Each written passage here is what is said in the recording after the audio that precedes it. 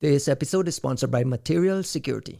Modern attacks don't stop at the perimeter, yet most email security does. Material Security protects the email, files, and accounts within Google Workspace and Microsoft 365 by correlating signals across your entire environment.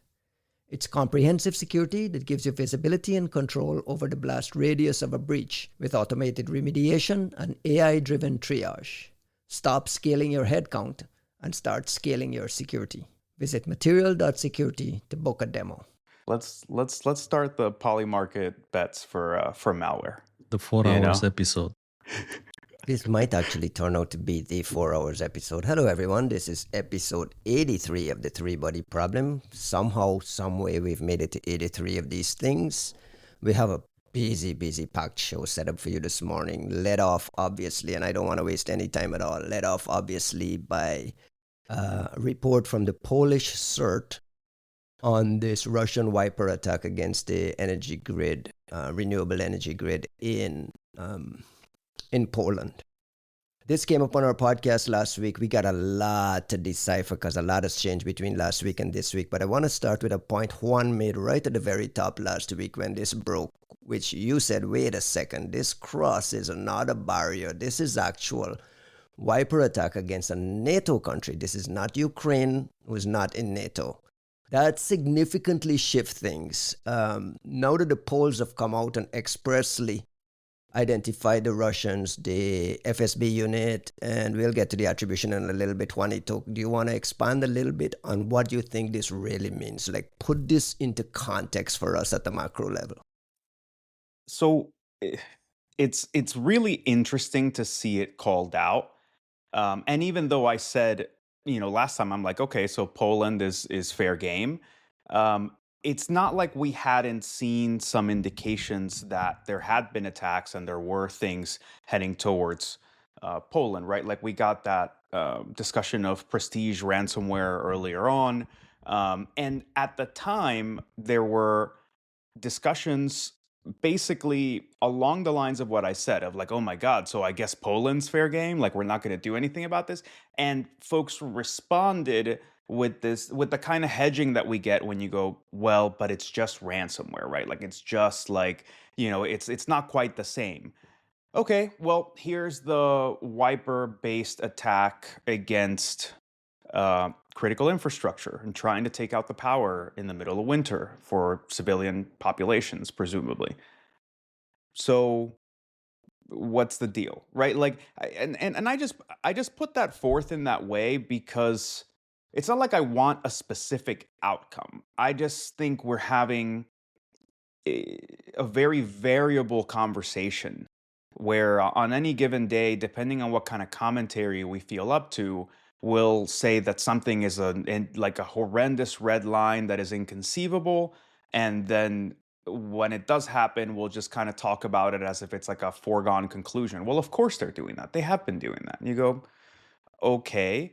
And to the extent that, I don't really give a fuck about people's perceptions and reactions as much as I would love to take whatever that is into account when we start to have conversations about cyber as being escalatory and how concerned we should be about countries responding and how concerned we should be about, all this like inauthentic bullshit around hack back, right? Like the sands just keep shifting. So I'd love for us to at least converge on a given understanding of the nature of cyber ops and what exactly we should and shouldn't react to and what exactly we should and shouldn't be concerned with, because those underpinnings are what's missing whenever we have the conversation about cyber privateering, around letters of marque, around, even, people taking matters into their own hands, right? The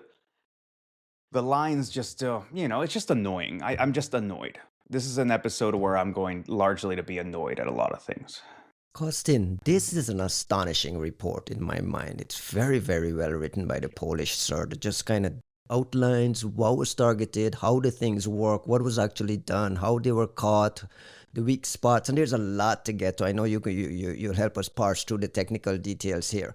But just at a high level, does this Does this cross a certain threshold in your mind, this specific attack, because it's Poland, because it's a NATO country? And what do you make of the Poles expressly making it clear that this is not sandworm? Which I want in there. I want you to jump into a little bit of the attribution confusion that we're dealing with. Well, I think this is for sure one of these crossing the Rubicon moments because in essence, it's a terrorist attack. I see it as a terrorist attack against a NATO country.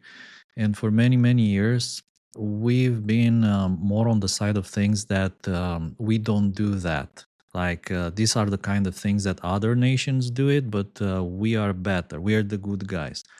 And in my mind, this works as long as the other guys don't do this at scale. The moment that they start doing it at scale and show absolutely no restraint, I think that's the Rubicon moment. And this is, in my opinion, the moment when you need to answer in the same manner. Like the moment that, and again, there's no reason to doubt the attribution here. I'm confident that the Polish CERT and their umbrella organization, the NASK, NASK, are super solid on the attribution side of things. I think that the moment this happens, it is probably the time to start using the same methodology and to start using the same strategies to target whoever is attacking your country. You can't stay on the defense any longer. Like that moment has passed. I understand the good guy's argument, and I think it was valuable for many, many years. But unfortunately, we've moved past the moment when we can say we're the good guys. We don't do that.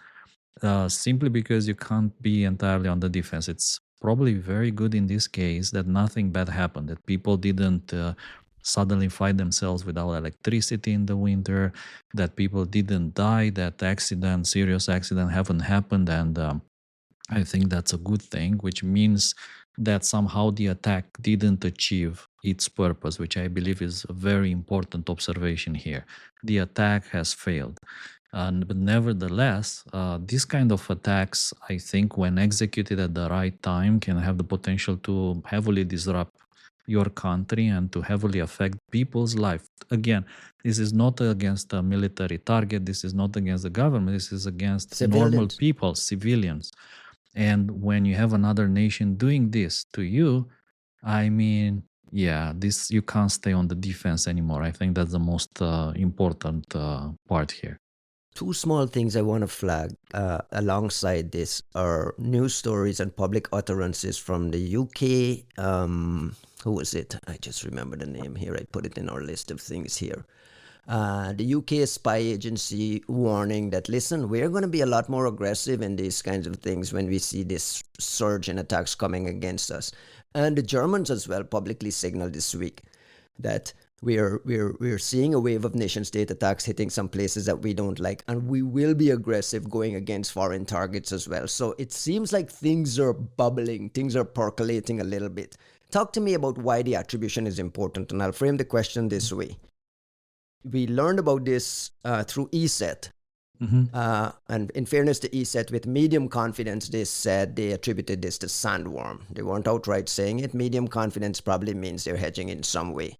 The Poles came out and say, hey, listen, this is definitely not sandworm. This is a unique actor that we know of, Berserk Bear, that we know is part of an FSB unit that has been doing pre-positioning for years. And we've kind of documented some pre-positioning things. It seems like a different unit, different from sandworm, has been activated to do destructive things. And whether things happen bad or not, the wiper was activated, the destructive malware was activated. There were some lovely checks, EDR checks and so on, that spotted some things. Within that context, Kostin, why is it important that we know whether this is sandworm, Berserk Bear, and why is the attribution important?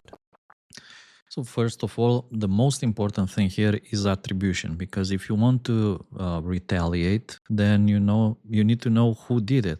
So you need to know whom to retaliate against. Otherwise, even down to an agency within a specific country. Now that that is a second part. So the most important is just to get the country right. If you get the country right and you associate it with a nation state, I think that's very important.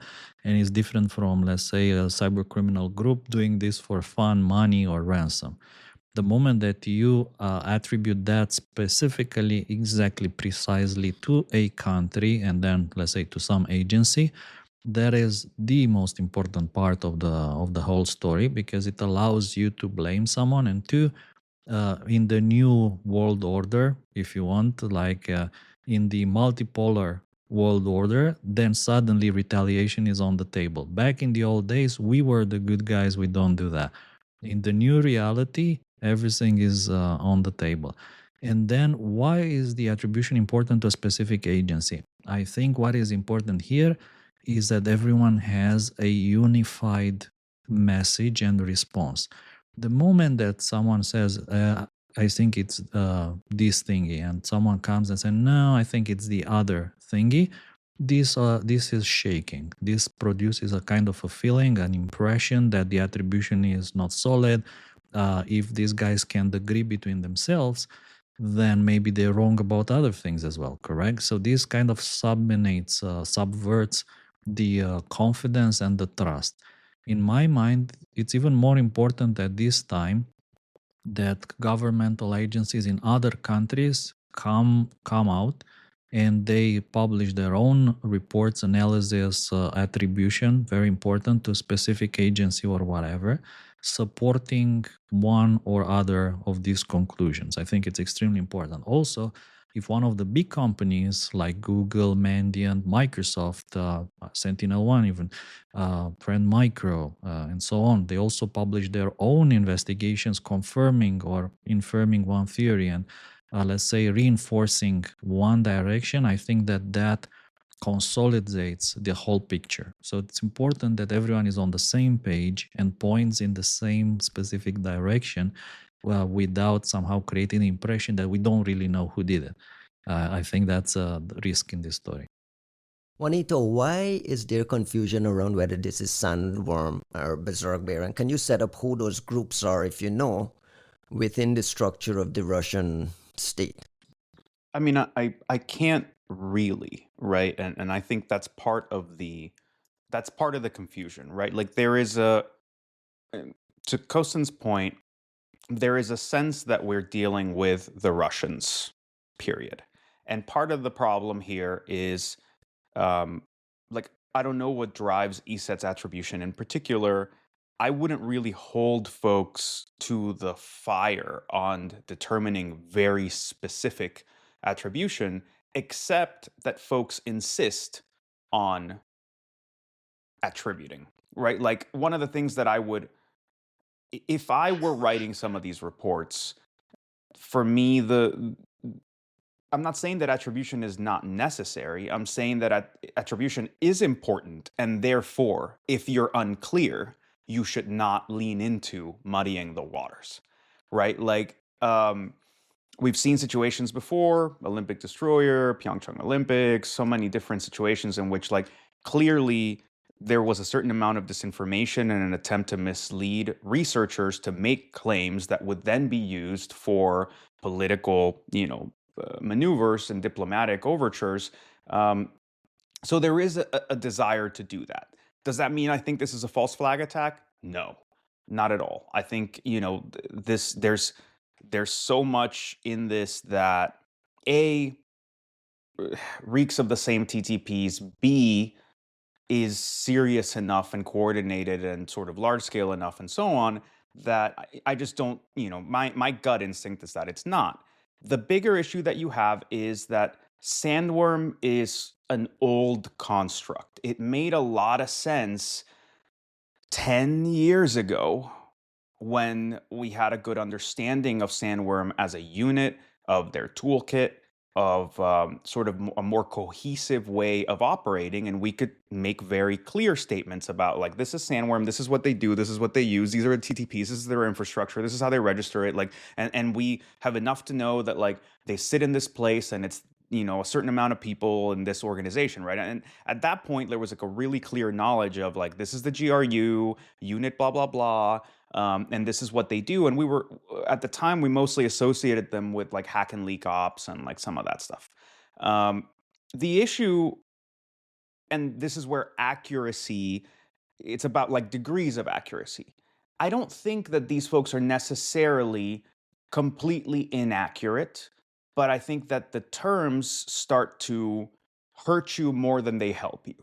And I'll say that because I just don't think sandworm is a meaningful construct anymore. And that's been signaled, and we've discussed it on this podcast. It's been discussed in some of the releases from the Dutch and some of the other folks that have contributed to this, which is to say, it's been a long time.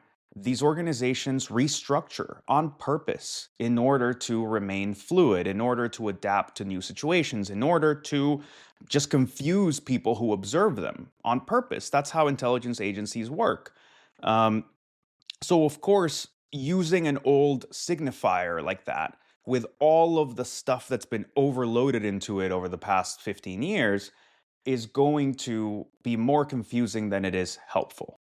In this particular case, if we're saying, hey, it's not sandworm, it's berserk bear, I mean, does that matter to the people doing political commentary and to the folks doing sort of diplomatic overtures? Not necessarily. I'm not saying they shouldn't care, but you're still talking about, somebody in Russia made a decision to do a thing that's equally unacceptable. And whether it was done by the right hand or the left hand, I mean, it hardly matters when it comes to like the grand scheme of things. Now, when we talk about the threat intel side of it, I do think it matters precisely to what Kosin was saying. You kind of want people to be checking each other's work and to be substantiating things. And then you usually get a sense of, if we put all these things together, they point in a given direction. And that's why you don't necessarily want to pre-color and overload these things when you don't have a good sense of what's going on. Berserk Bear is supposed to be sitting within the FSB. Sandworm, for whatever it is supposed to be sitting within the GRU. We can have these like complex conversations about whether, they now support each other and now maybe they all work out of a single entity, like this, like the Chinese Strategic Support Force. Like we can talk about all that shit.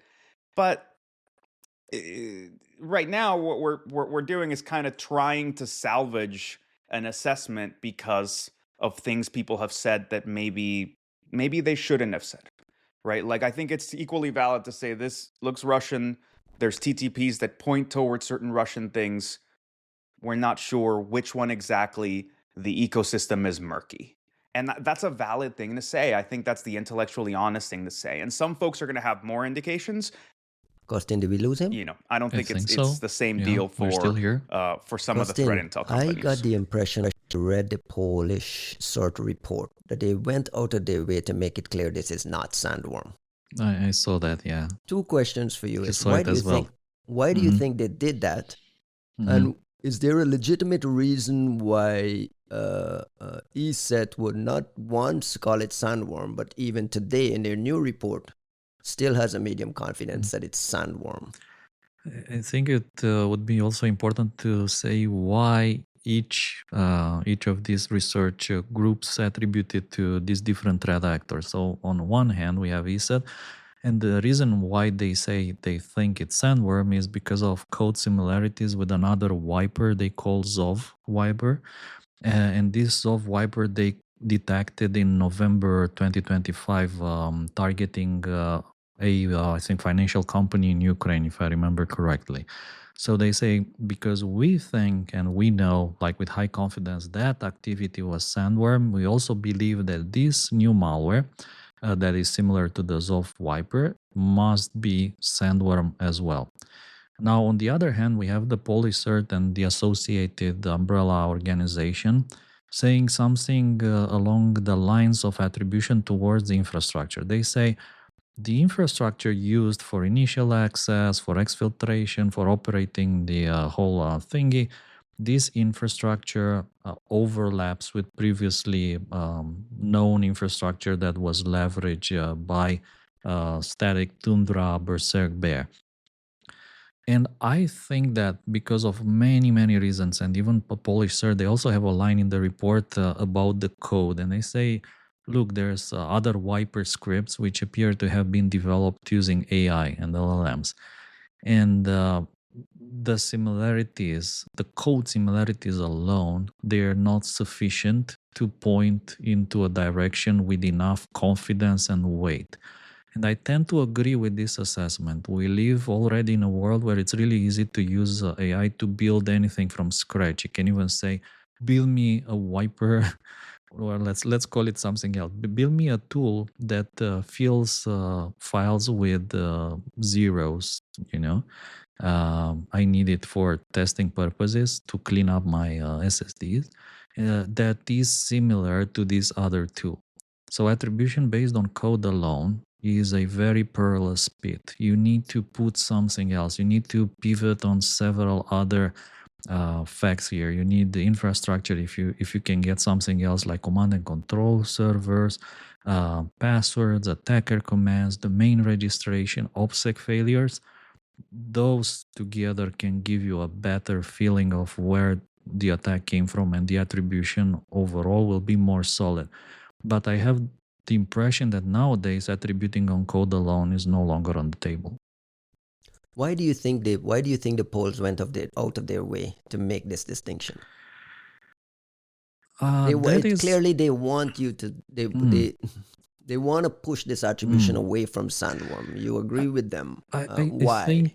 Because it seemed to me to be very deliberate. Well, two reasons here. One, me as a technical guy, if I have a different, let's say that you ask me to write a report on something and you point me to another report which is already public and my conclusion is different, then I want to be thorough and I want to be precise. So it depends very much on how you ask the question and why you ask me to publish this report. And two, there may be other reasons that we are not familiar, we're not aware of why this particular fine-grained attribution is important in this story. Perhaps, I don't know, there were operatives on the ground that helped somehow, I don't know, with initial access.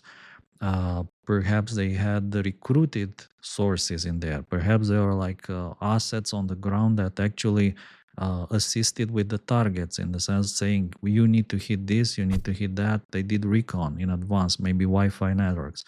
Unfortunately, we know from the Polish CERT report that in every single targeted installation, there was a Fortinet device that that hasn't been patched for years, that probably didn't have enough care or Forti care. And even if it had, probably it wouldn't matter anyway. So we know the initial access has a Forti angle to it. But at the same time, we don't understand like maybe the full picture just yet. And it's quite possible that, again, NASC and the Polish CERT, they know a lot more, which they can't talk about yet. And I'm confident that they did a very thorough work and investigation into this incident to cover pretty much all the angles. To me, for instance, one of the most interesting details in the story was the compromise of these Fortinet devices. So it wasn't like it just happens that we've been working on a similar case which involves Fortinet devices. I think I mentioned that before. And from the initial compromise through some CVE vulnerability, Fortinet vulnerability, then dumping the hashes, cracking the password, connecting to the VPN. What was the most interesting thing to me in the Fortinet, in the Polish CERT report about Fortinet was the persistence. So how they achieve persistence on those devices, a kind of command and control mechanism through Slack, and how they tried actually, to prevent others from achieving the same thing on these devices. So obviously, when you compromise one of these devices, you don't want someone else to compromise, like a ransomware group, and you are in the middle of deploying your wiper, and those guys just ruin your whole operation by deploying some shitty ransomware for money. So these are absolutely fascinating, and the scripts they configured on these Fortinet devices, I think they also open a kind of a new dimension in initial malware assessment, in forensics. There are like a bunch of things that you need to check whenever your Fortinet device is the entry point into your network. Then you need to, for sure, to look for all these signs of persistence. Theoretically, you need to wipe them. You need to wipe them from scratch. Personally, I recommend you just get rid of them and replace Throw them them in the with fucking trash. something else. Be it even, I don't know, if you say newer Fortinet devices. If it's like with the joke with the hunter and the bear, that is not suitable for this podcast. But nevertheless, long story short, the hunter kept going to the same forest and he kept getting owned over and over by the bear. And the bear asked, like, man, I think, you're coming in our forest because you really like getting owned from behind. And yeah, I mean, if you need to, then yeah, sure, replace them with other Fortinet devices. But I think the overall thing is, it's a great report, and you need to pay attention to the fine print, to all these gems that you find in the Polish There's a CERT report. lot of gems in there. Mm. I want to touch on one thing there on this VPN stuff, though. I get the impression that the people deploying this critical infrastructure, this network that moves power from wind and solar into this controller box that was controlled by something, and the Russians hacked into these RTU controller boxes from multiple vendors and so on, right? It's like these things were set up with default credentials. They seem no multi-factor authentication. They seem to be set up willy-nilly without any sort of security. How much victim blaming are we willing to do here? That, come on, if this is critical infrastructure that could affect civilians in this way, why is this shit set up with this old Fortinet thing running on with default credentials, no MFA, and people can move around willy-nilly inside there? What do you make of that?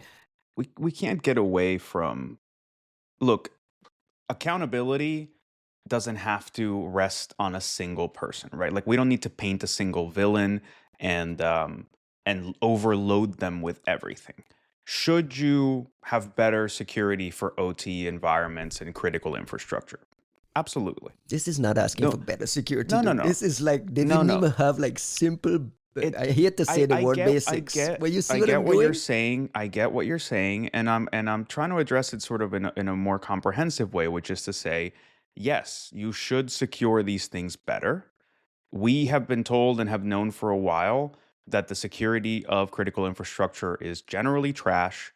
And part of the complexities of that, depending on the country and whatnot, is, these are things that are privately owned, razor thin margins. You don't necessarily have like a standard. There's a lot of old systems. There's a lot of old setups, and they're meant to run for a very long time. And even There's if you tech want debt to, in there, I get it. it's not just tech debt. It's also that, like, these systems are different. They're meant to run uninterrupted forever. So, like, this idea that you're just going to go in and like patch a little thing and like, oh, we're just going to go fiddle with it and set up the EDR. You're like, okay, are you willing to shut down the power for X amount of people until you get this shit ready? Right? Like, there are complexities to it. It's not an easy thing. So yes, of course, the people securing these things have a responsibility to secure them better. That, under no circumstances is that not the case. And yet, the responsibility will sit much more on the person who saw an open door and decided to go in and trash the place, right? Like, the responsibility is dual, because if you leave it as an easy attack and an opportunistic thing, if there's a low entry threshold, then today we're having the conversation about a nation state attack, but tomorrow it could be a bunch of antisocial teenagers in a fucking Discord who have nothing to do. And at that point you go, okay, well, you left the door open, you made it so easy that you have a much greater responsibility for what has happened. However, when we consider that it's a state-sponsored attacker that has had a lot of success in the past, that has resources available, yes, they got to do it with relative ease this time around. Though I will point out, they didn't succeed, right? Like, they didn't succeed. Like, we are giving these people a lot of shit, considering that, like, we have an excellent report and the attacker was not able to do what they were able to do in Ukraine, right? Like, so, you gotta kind of finagle some of the blame game, and at the same time, I think from the perspective of like line crossing and what do we take away from this, the responsibility should always, the heaviest burden should always sit with the person who decided to pull the trigger. Just because somebody had already laid the gun out and loaded it and put it in place does not mean that you're not responsible for walking up there and like pulling the trigger. It's still on them. The Chinese could have done it. Whomever else who could have done it. The point is that you decided that this was an appropriate thing to do. And I remind you, like, this particular scenario is what was fueling Lindsey Freeman and the Berkeley Human Rights Center's attempt to bring up a case for like cyber attacks as these sorts of War crimes. Yeah. yeah, I mean, just as a different level of attack than simply something that happens in war or simply some bit of espionage. There is something to be said for where the true red lines are. If turning off the power in the middle of winter to a civilian population does not cross a red line, then I'll just say there are no red lines. And that's it. That's And something it. changed. Something changed. I'll just flag the polls warning in November that bomb attack against a train, derailing a train, was blamed on Russia. Publicly and officially blamed on Russia. Alongside this, like, do we have stock? I spoke to a Russian APT expert this morning at length after reading this report, someone we both know and someone who's, tracks Russian activity. And the key question he is asking is, do we have stock against all these targets that these guys have pre-positioned since at least 2012? Are they still there? How good are we at tracking them? Do we know which countries they're in? Like, what kind of real intelligence work is happening now post-Poland and post this report that tries to get a handle on how much of this new FSB unit that we knew had been doing a ton of pre-positioning, something changed. They were exclusively targeting Western critical infrastructure, but never pulled the trigger. Like, what changed that caused them to pull this trigger? Like, what does this mean? I think there's one thing here which you need to remember. That is that Russia has always been probing, expanding and probing and watching the reaction to these probes. And if there's no reaction or little reaction, or the reaction is inconsequential, they keep probing and they keep expanding. Like, they take Crimea, nothing happened. All right, that means we can take Ukraine as well. If that, there's no reaction, then we can take Moldova. Like, keep expanding. So this constant probing is part of the overall strategy. I mean, evaluating, like doing like a small thing and then seeing like what is the reaction to that. And if the reaction is not strong enough, there's just condemnations, strongly object, we protest, very concerned. We are like gravely concerned. Gravely concerned.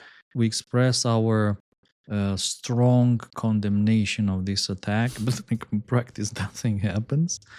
I mean, it's just a reason for them to do it on the next level. I mean, do it more, do it in a more aggressive way against more countries. Maybe not against the UK, maybe not against the US. But I mean, Eastern Europe is fair game. In particular, let's not forget that an arms factory in Czech Republic was blown up by GRU operatives because they were sending these weapons to Ukraine. They tried to poison a Bulgarian weapons dealer as well because he was helping Ukraine. So I think that probably everything has kind of a nexus to Ukraine, which is an extremely important, but at the same time, it has a probing angle. Let's just do it and see what happens. Like, worst thing, they, kick out our diplomatic personnel. They declared 10 of our guys in Poland persona non grata. And like, what else? What else can they do? Like, what? Freeze our funds, they're frozen. Sanction us, we're sanctioned. Wow. I think that's Let's a see. strategic miscalculation on their part when it comes to the Poles. I think Poland deserves a lot of respect. We've learned to respect the Ukrainians by watching how they handled business, once the die was cast. The Poles have a long history of handling business their own way. And I think there's been a general sentiment by folks who are avid observers of the space for certain periods of time. And I think I've mentioned it here where we're just kind of like, there's a fear and anxiety that Poland would decide to just carry out war on a separate front against Russia proactively. Um, and I'll be honest, I mean, not to warmonger, but like we're already in a war. There's already a lot of people who've died and will continue to die. I don't love the hedging. I don't love the moving back and the pussyfooting. And yes, we support you. No, we don't. Maybe we will. Maybe we won't. Kind of thing. When you're talking about a bellicose player like Russia that is willing to cause harm and damage all over the place, that has no red lines, that is supporting every other enemy and problem that we have, and is now in like a fully anti-socially entrenched role. Right, like it's hard.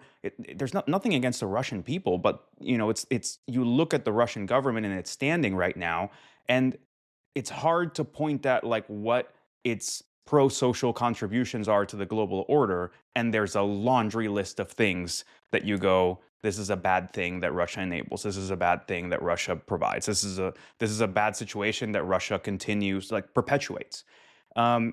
So I'm not lusting after war. I think the only people foolish enough to do that are the ones who haven't seen it.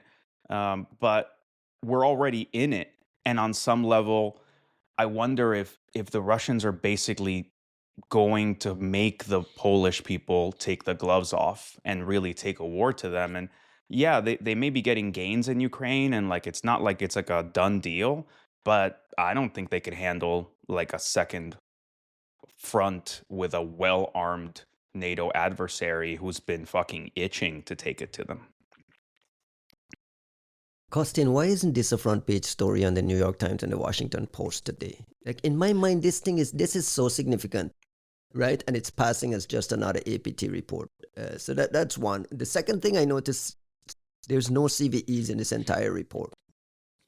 Does that say that there's no O-Day activity happening as part of this campaign? And what, again, going back to the victim blaming, like how are these things so wide open, so easy to compromise that you don't even need 0 days? It's just compromise credentials, bouncing around with some Fortinet alone, C2s. bro.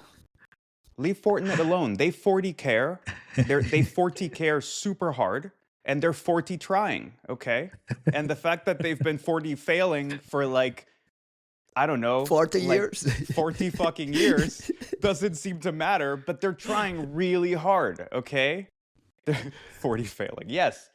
Yeah, so at this point we VPN and firewalls as the entry points is like, it's the irony of it doesn't escape anyone. I've been saying it for 2 years. I just keep going. The Ukrainian war brought to you by Fortinet, PulseSecure, and Ivanti and these people. Like those fucking appliances, it's not that they have O-Days. It's not that they have, an exploitable surface. Any network appliance that's like, of course you're going to want to hit it. It's the front door. It's the easiest. Like that is the labeled front door to a network. So if I know I want to hit that network, those are the appliances I care about.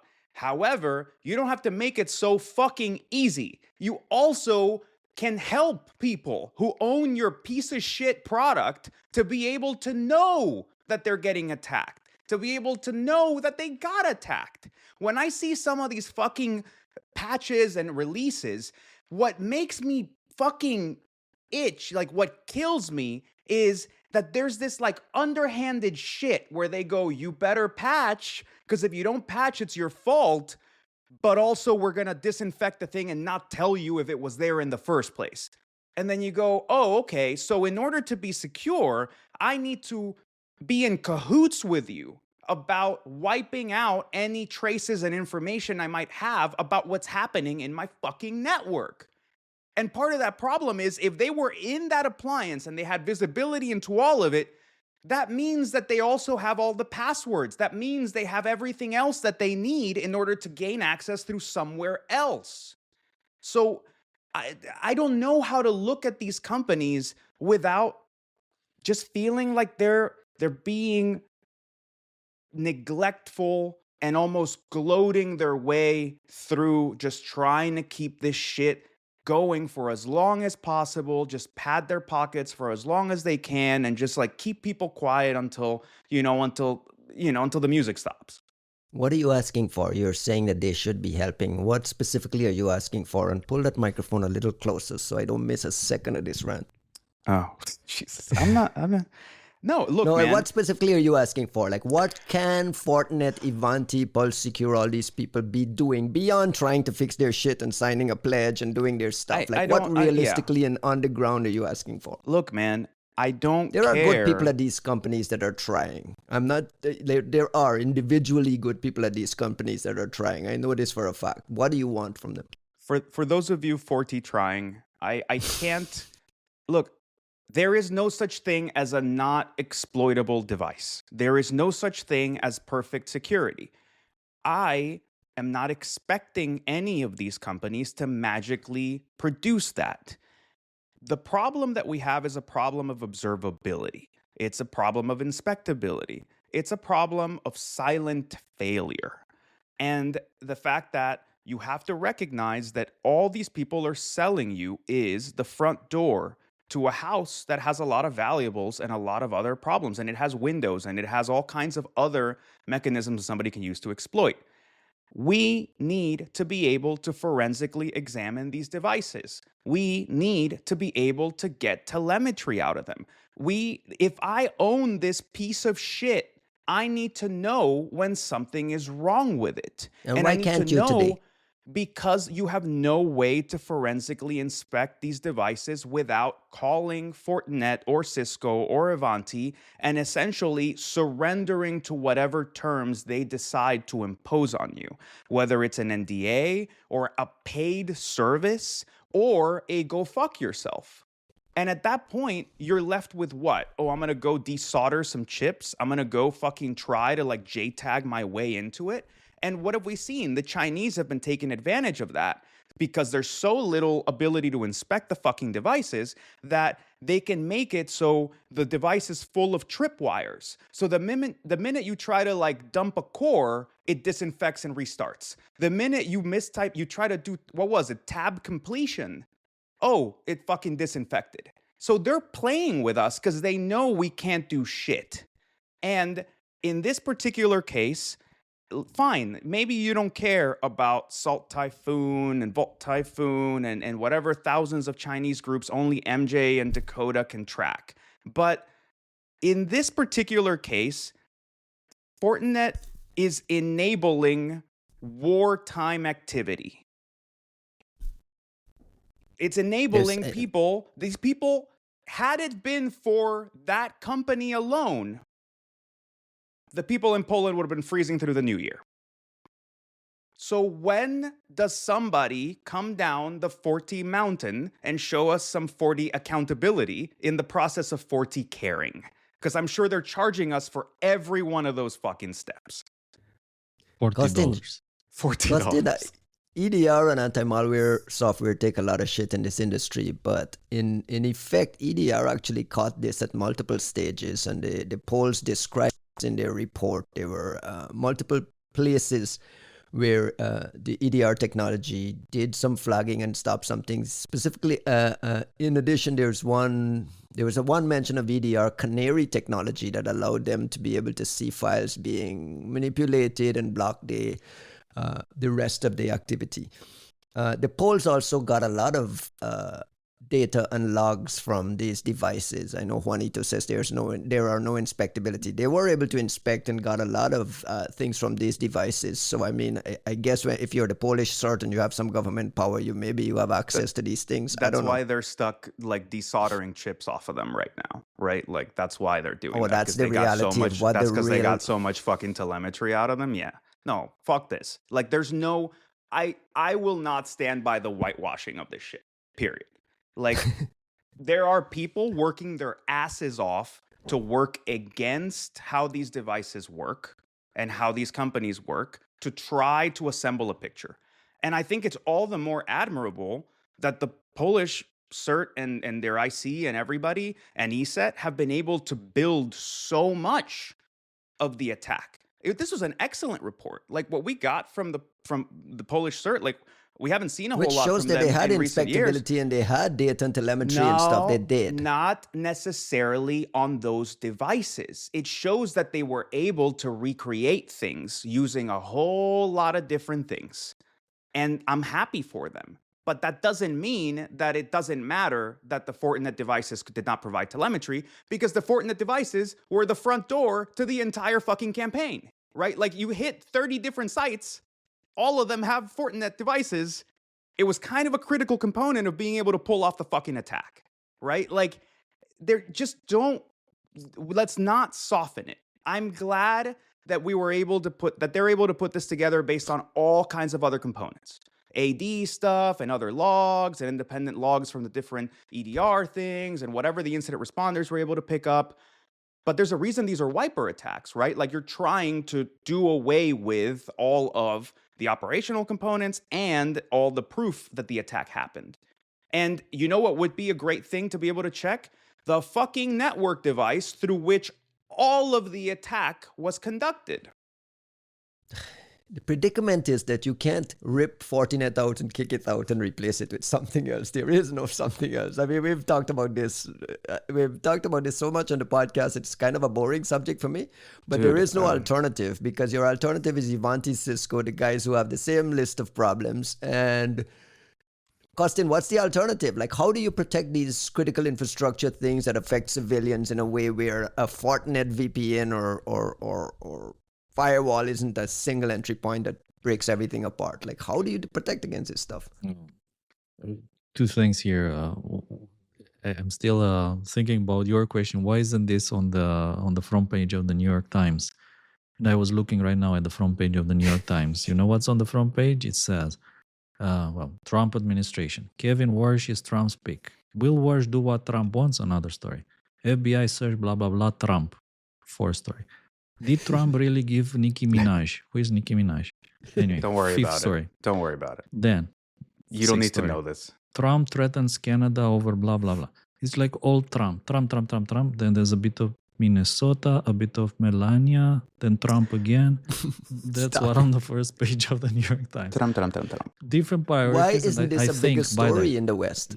Because I think it's very difficult to explain this story to the common people. It's super hard to explain it. And this didn't happen like, I don't know, somewhere nearby. It's all the way in Poland. Maybe, I don't know. I don't want to make it sound in like a it's bad way. It's not front page story in Bucharest. Maybe people don't even know where Poland is. Come on, it should be a Poland? front page story in whatever, like the Chicago Times, right? Like we do have massive Polish diaspora and populations in the United States. Like frankly, probably more people in the United States know where Poland is than Ukraine. But regardless, it's a NATO country.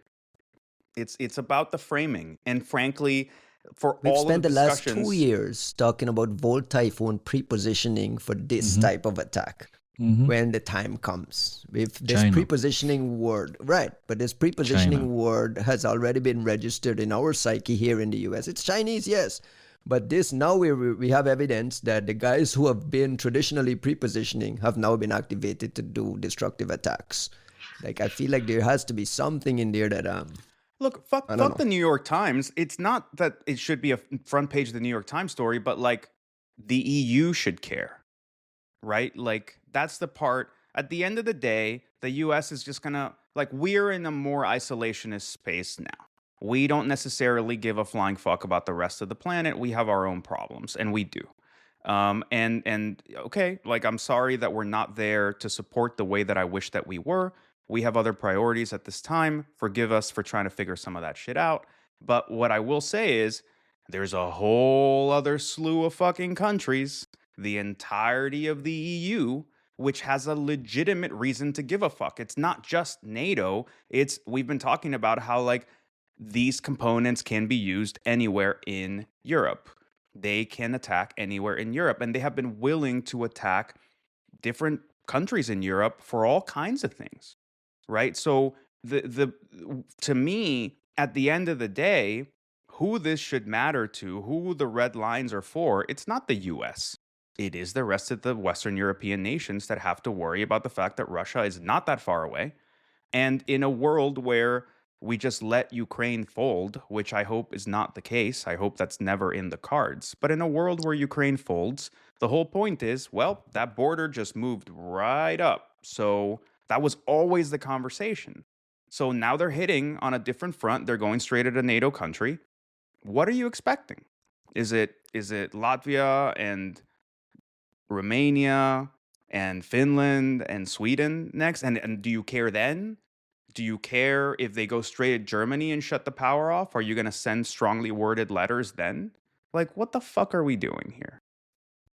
And to answer your second question, by the way, which I thought also was very important, like, can you actually secure these things? Like, look at that wonderful cat. You need to watch this on YouTube in 4K or whatever. I had to keep him from just putting his snout straight in the camera. Microphone. Yeah, exactly. Like and subscribe. Like and Wanted to, subscribe. Costin, how do you still secure them? You can how do you still secure look, these things?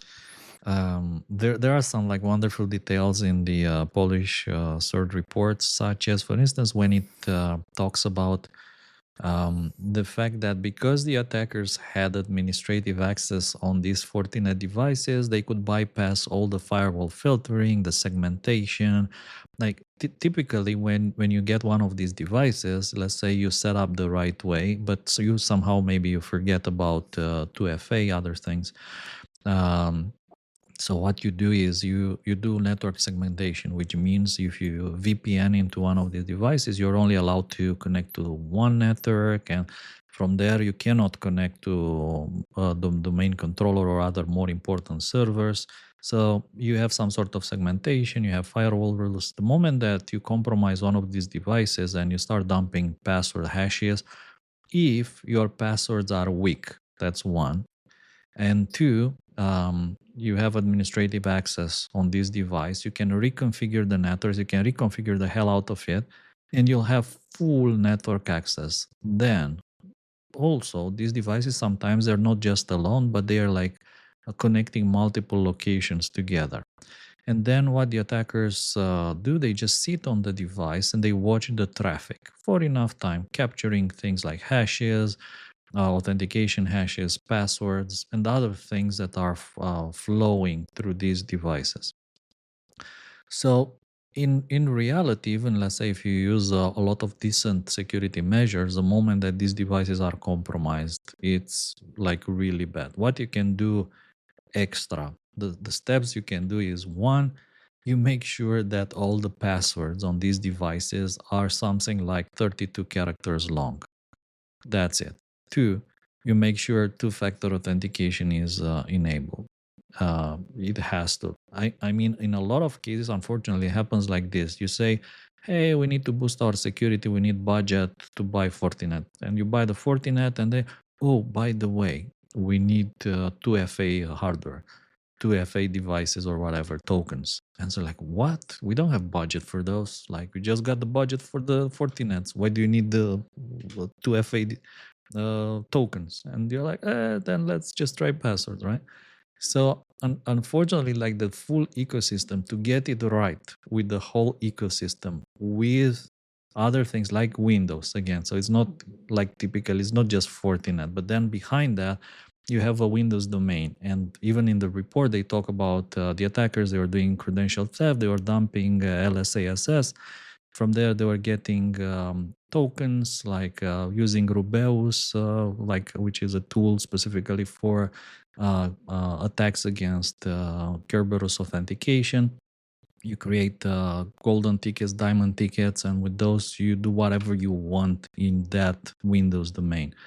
And it's pretty much the end of the story. The moment that happens, it's the end of the story. So unfortunately, it's extremely difficult to secure this ecosystem. But if you have 32 character passwords, long, strong passwords, two-factor authentication enabled, decent logging, EDR, whatever enabled, and immutable backups, then typically you'll have a better chance at surviving these attacks than your, let's say, average user. Like in practice, all the attacks that I have seen, they were all against people who were unprepared. They didn't have 2FA, or they had like password was 123 123 456, something like that, or the administrator's VPN password was the same as the administrator's domain login, something like that. So you just Secure by design principles missing. true, and you need to like regularly audit this. You need to dump the hashes yourself. Unfortunately, yeah, you need to be a security expert, and unfortunately, the people who are managing your infrastructure, they're not security experts. They're just system administrators, and usually underpaid and working the extra hours and not having enough budget. That's the reality. And there's a big gap in our vulnerability. I mean, that's a big, giant part of the attack surface that just never gets talked about. We talk about everything else except, like, these things are left unprotected because of lack of resources and so on. We got some IOX cost in, good IOX, good samples, and tell me what happens when the Polish folks drop their report. ESET followed up with their report. What happens next in a threat hunting lab at TLP Black in Sentinel-1? Like, what are you guys using this report for? What are you hunting for? Well, what we do is, of course, you need to review this report, see what's new. And there's a lot of new things in both reports, not just the Polish CERT, but also the ESET report talks about the ZOV wiper, which is this new wiper they identified. So what's next? You need to go through the report and extract, let's say, unique things such as Yara rules. The Polish report has a Yara rule that you can use for hunting. I already used this rule. Unfortunately, it doesn't find anything else, kind of suggesting that this is like maybe custom made or like a new production, if you want. And also at the same time, I think it's important to mention a few other things that our friend Pasquale, using his system, was able to find some other similarities. So shout outs to Rational Edge and Pasquale, who is also on top of this. So people will try to find more angles. They'll try to pivot and find what else is with this story. Like, what else is unknown? What about attribution? Can we find other tools? In my opinion, it's difficult to find more just on the wiper alone. It might be possible to find more based on some of the other tools and the way the Fortinet devices were backdoored and how they achieved the persistence on these things. I think there's more there. Maybe on the VPN tunnels they were using, like things like the anonymization infrastructure used by this threat actor. And as far as I can see, there aren't many details on that thing alone. They're just a bunch of IP addresses in the report. But I suspect that somehow they're probably way more, right? So one of them is, for instance, a compromised server. The good news is that they're all indicators from November and December, meaning they're very fresh. So other people can use and see what else those things were used for. So you can expand, like we can expand on the knowledge. At the same time, I think it, like I said it before, it's important that one of the big companies like Google, Microsoft also come up with their reports and see what else they know. I mean, with their visibility, with their insane visibility, there should be more they can say about this attack, which in my opinion, Microsoft specifically has been tracking these Dragonfly people for a long time. They've documented these folks before. Why is it important for you to get that third party stamp of validation assessment? You don't trust the Polish CERT? You think that's a government agency, so there's always something missing there? You believe they're withholding some additional information? Give me a sense of why. We used to joke, sometimes when the Polish CERT, they're absolutely awesome. Like I said, remember that I was the one who said this during our previous episode. 2 weeks ago, I was asking if a Polish CERT existed. Today, I get one of the best APT reports I've ever read. You see, and I was pitching that, and you were saying, "Oh, but they haven't published any reports since June or something like that last year." And it doesn't matter. They know their ins and outs. But why is it important? I think that in my opinion, it's still very important that we have a better picture, a more precise picture of exactly which group was behind it, and there should be no doubt in like this attribution, because it's a big thing, and the attribution should be flawless. I fully agree with what Jax was saying in the beginning, that if you're unsure on the attribution, it's better just not to say anything. Me personally, I would just keep attribution if I wasn't confident in my assessment. And remember, like back in the days, we just completely skipped attribution and said, honestly, like we don't have enough information so that we can make an accurate statement on the attribution part of things. Isn't that So why you do this confidence thing, though? This below confidence, medium confidence. You give people yeah, a sense of why you're hedging, and because I feel like you should do attribution and show your work. yeah, Just show but your work. like look, you see, let's say I ask you, like someone broke into your home and you tell me, I think with medium confidence it was my neighbor. What can I do with that information? Like, do I go to your neighbor, I break down their door, beat them, and get your stolen property back? Or it's not enough to do that? Is it medium confidence enough or not? What do you think? I mean, that's what your industry has settled on. I mean, for the most part, this is ESETs. I mean, you guys, Juanito, do you This guys is use an this medium low intelligence confidence? assessment. This I is mean, that like it comes from the intelligence or like the CIA or whatever, where nobody, it's like the world of lawyers. Whenever you ask the lawyer, hey, what should I do? They will never tell you what you need to do. They'll say, we do not advise you to go break down your neighbor's door to retrieve your property. We do not advise you to do that. Um, yeah, that's just our advice with medium confidence, and that's part of the advice, and it costs you $40 or 40 well, care net dollars. 14. There's look, the confidence levels are, as Kosin said, right? It's part of like intelligence assessment and like how you normally do just proper intelligence, and you should do it that way. But a part of what people forget is we're still vibing our way through it. When someone in the US intelligence community says the medium confidence, I mean, there are there's standards to that shit that are like no joke. It's not like medium confidence because vibes say medium versus vibes say, low. Like it's a whole fucking matrix just to try to make it consistent. Because otherwise, like today I feel like medium and tomorrow I feel high and the different analyst says low and like it just doesn't mean anything. But the whole point is that this is an intelligence assessment that's meant to inform decision makers. And you want to be able to give them a sense of to what degree they can rely on this assessment. And that's the problem that you have when you just straight up blurt it out, right? Like you say, oh, it's Electrum. Okay. Well, when you just say, oh, well, medium confidence sandworm, like, and no shade on ESET whatsoever. They always do phenomenal work. But like, I read that and I don't have a problem with what he said is saying in particular. I'm sitting here going, but like, what is sandworm in this situation, right?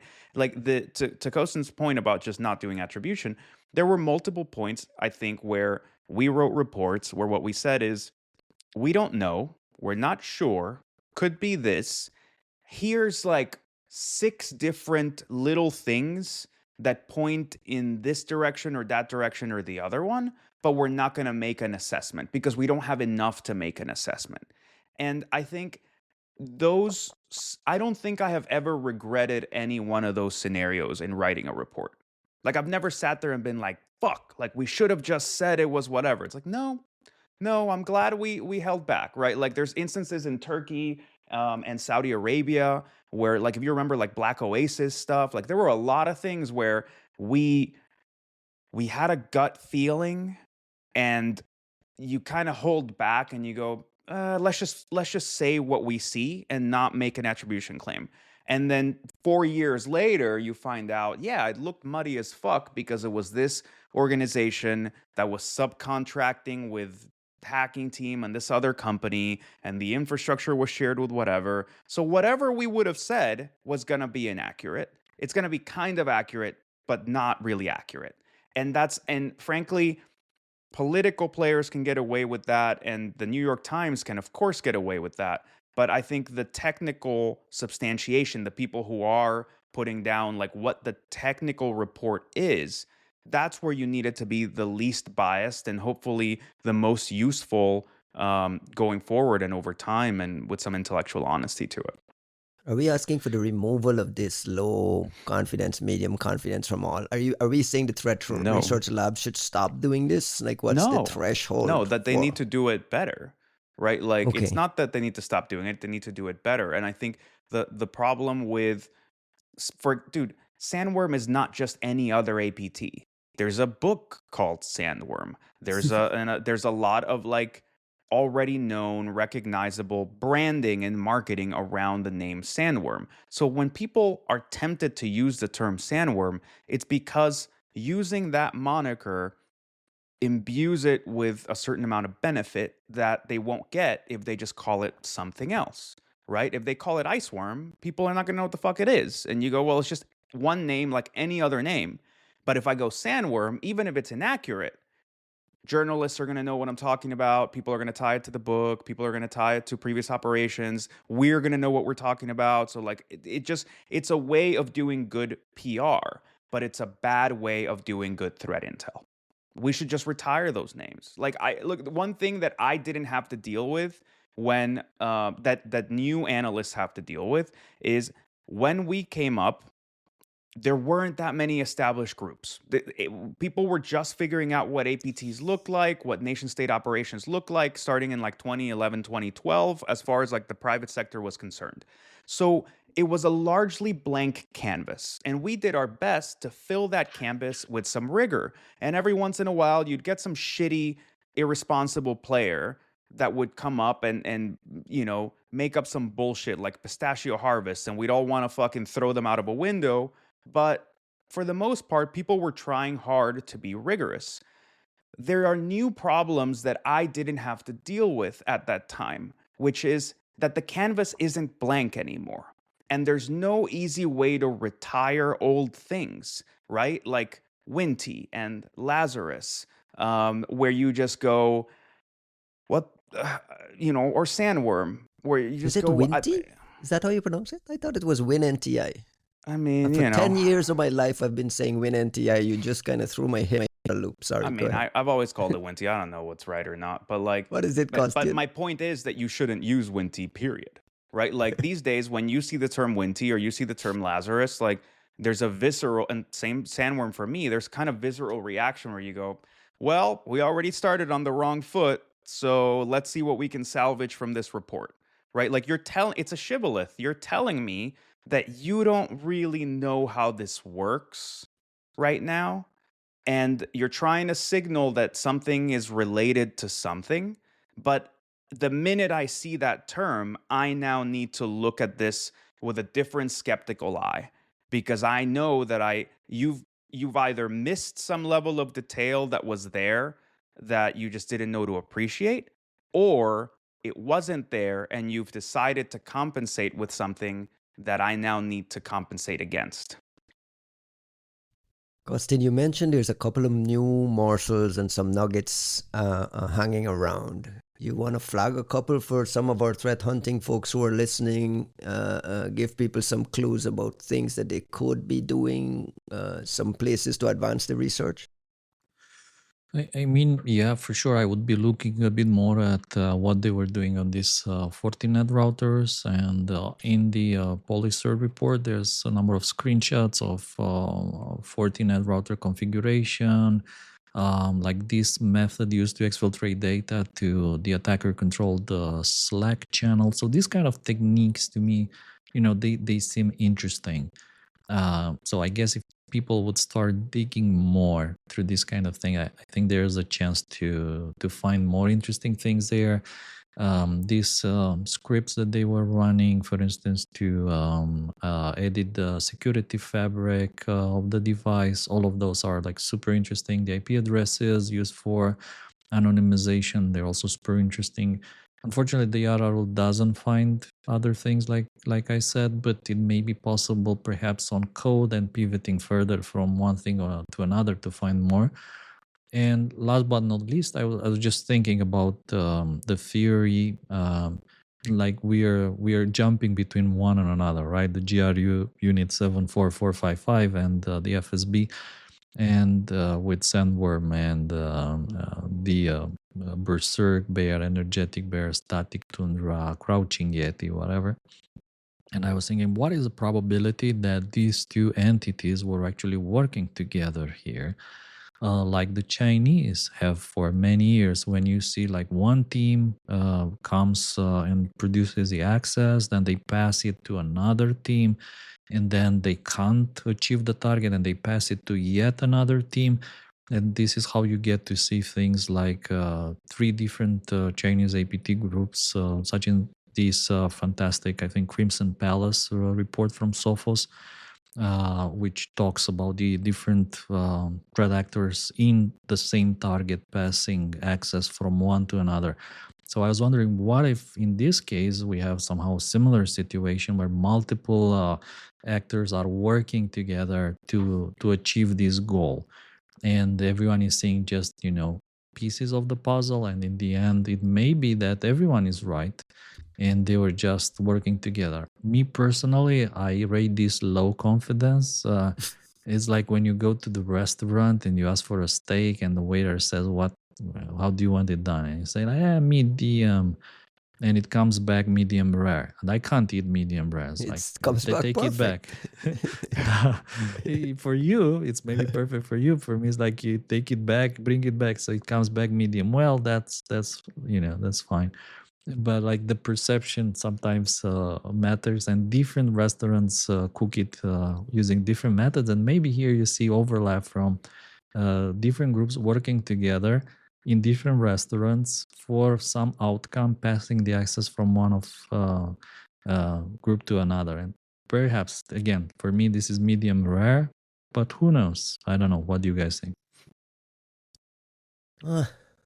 Juanito, you go. My head is going to conspiracy theories. Is it crazy for me to think that the 2026 Winter Olympics will be a place where some signaling will happen? We have evidence of this in the past, where these kind of big sporting event type spectacles are used for APT activity for some signaling. So two questions. One is, just to close it on this topic, what is the big signal being sent here with this wiper attack from December 29, Juanito? And can we expect, or should they be bracing for the Olympics to be disrupted in some way through some more signaling? We're in the midst of like really, really high stakes negotiations. Where are these fucking happening. Olympics again? Milano, Milano. It's in Europe somewhere. I don't. Yeah. I mean, I guess I don't understand why people give a shit about these things. In but Milan, like, I guess. the Russians really do. Look, man, like I don't get what there is to signal if there are no reactions, right? Like the whole point of signaling is that you are showing a capability, you are suggesting a possibility, and you are essentially saying, either do this or don't do this, because you're waiting for a reaction. Yeah, we're holding you at risk in this way, or we're pushing you towards this, that, or the other in whatever way. Okay, cool. And if nobody's reacting, or if they're reacting erratically, then it's not signaling. It's just, you're just kind of flipping a table and seeing if somebody wants to fight you. And nobody's fighting you. They're also not fixing the table, right? Like it's just a mess, right? So I don't want to call it signaling. I think there have been attempts at legitimate signaling, but for the most part, signaling isn't really something that's being accomplished very successfully by most people. So I think it's just a mess, right? You're just making a mess. Because when you do stuff like that, like these wiper attacks, like you look at Sony Pictures Entertainment, right, and the Death Silver wiper, and you go, okay, well, what did they accomplish really? You didn't stop the movie from coming out. You actually made a stoner comedy far more popular than it ever would have been.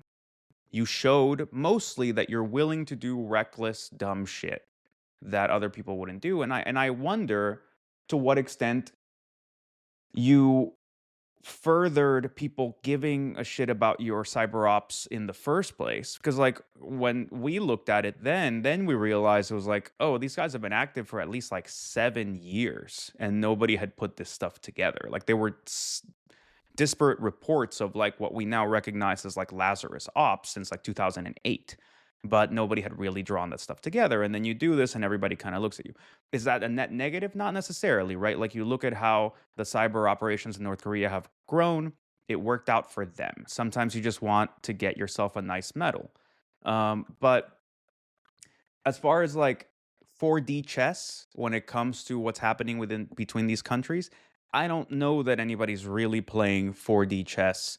At least not definitely not from the Russian side, right? Like definitely fucking not.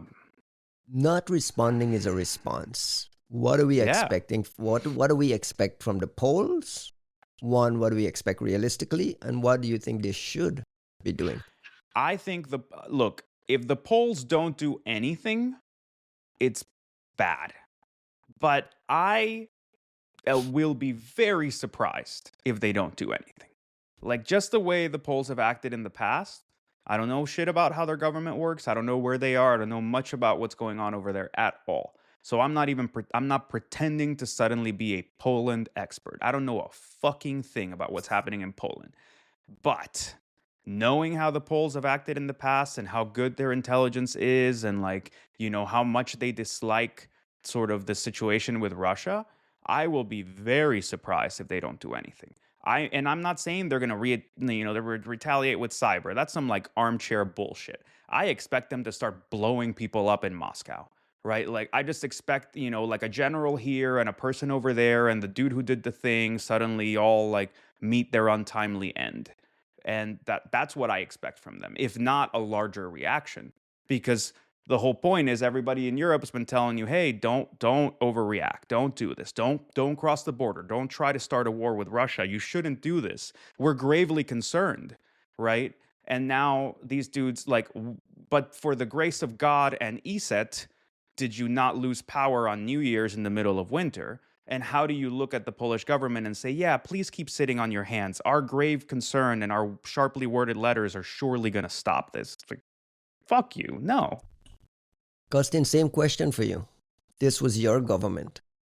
What would you expect the response should be? Well, I'm really curious to see actually if a similar attack may have also happened against Romania. Somehow it was averted, or somehow it didn't happen because they had better security. I wonder if actually Poland was the first country after Ukraine to suffer this, and I have like, I don't know, maybe a hunch that it's not just Poland. There may be others that where the attack maybe either didn't achieve its purposes or somehow nobody talked about it, or maybe they thought it was just some random ransomware style attack, or maybe just didn't want to publicize it so they don't get blamed or something. That's one. Two, I would expect multiple countries getting together on this and issuing some kind of a joint statement, even if it's just condemning in the strongest terms. I think that this is a multi-step response. It's something that will require like several steps. And what is, I think, the most important part of the whole thing is that it's not just the condemnation, the protest, whatever, but it's a multi-step. First step is countries get together and say like, we together are just want to say that this isn't cool, like this is a very bad thing. This is no longer okay to happen. Like, yeah, it's way past, and we're gonna answer, and you're not gonna like the answer, and you want to know actually what hit you, and it will hit you, something like along these lines. And I absolutely agree with what Juan was saying. Yeah, it will be like either people who did this, they go in vacation to Thailand and find themselves arrested and sent to Poland. or they're taking a train to somewhere, they get arrested, they get sent to a prison in Poland or Romania or whatever. So yeah, I think that these things need to have consequences. I mean, that's one thing when it targets military installations, I don't know, governmental buildings, whatever. It's a different thing when it's a terrorist attack targeting civilians, trying to affect people's lives, because this is, again, like I said, terrorist attack. Isn't it a fair assumption that the West is well prepositioned in Russian networks as well? There may very well be, but for Because what I mean, purpose? like apex predators do what apex predators do, right? I mean, isn't it fair to assume that the West has the ability to flip a switch and Cut the resend some electricity. signals the other way? Yeah. They probably, like in Venezuela, correct? But again, for what purpose if you don't actually use that capacity? And if you use it, it's like a one-time use. So the question is, do you use it now? Do you use it later? Do you use it ever? Do you use it Yeah. like a little bit just to send a signal? Or do you slow boil the frog to see actually, like if we do it a bit here in this city at the very end of the world and move closer and closer to the center, and how do they react to all that? Aye, fascinating. We are an hour and 20 minutes in. Are there any bones left on this thing to pick at 22? I mean, I tried to go into detail. We haven't really touched on a lot of the technical. I mean, I encourage people to go read both reports. The Polish CERT paper is fantastic. ESET's also fantastic. And we haven't mentioned Dragos. Dragos put out, you mentioned the code name, Juanito. But there's a report from Dragos out as well that I'll link to that mentions Electron. Listen, read everything. Some are useful. Some reports have no IOCs that we sometimes easily dismiss. But read everything. There's a lot of documentation out there. Put a bow on this conversation for me, Juan. I don't know. I mean, you told everybody to go read everything, and they should, if they have the time, go read everything. I think it becomes really evident, like, who has access to things and who doesn't, and who's kind of adding useful things and who isn't. And I think there's a lot of sensitivity around that right now, but I'm not entirely certain why. Like, Sentinel-1 did not publish anything on this. We got an early share. We checked our detections. We made sure that, like, people are covered. We looked at the data that we have. We assessed that we didn't have anything original to add, so we shut the fuck up. And I understand, like, What's that the we threshold for deciding? I mean, it really has to do with what the perceived utility is of what you're doing, right? Like, are we doing it to help the community? Are you doing it to help victims? Are you doing it for marketing? Are you Marketing? doing it to ride are you doing it to ride the PR wave? Are you doing it to promote sales? Right? And there's a big difference there, right? Like, on the marketing side, if you just want to have your name attached to this, I think that there's a perfectly legitimate and okay way to do that, which is, here, let me help explain what's happening. Here, I found something that the other people didn't cover. I'm going to point you at the original research. I'm going to say, hey, look, ESET did great stuff and Polish CERT did great stuff, and they didn't cover this part, so I'm going to cover this part, and I hope it helps you, right? I think those are all great contributions. I think those are Not all only legitimate. great contributions, but encouraged. Encouraged, necessary, absolutely necessary. With a lot of things, right? If you're wondering about something, chances are other people are wondering about that. And if you have if you have the cycles to figure shit out and you want to share that with other people, it's absolutely welcome, and you should. I think the problem there is, it's not the bigger problems come up when you're not doing marketing, when you're trying to do sales, like you're trying to create a sales pipeline on the basis of, like, whatever the fuck you're doing, or establish yourself as the leader in whatever the fuck is going on.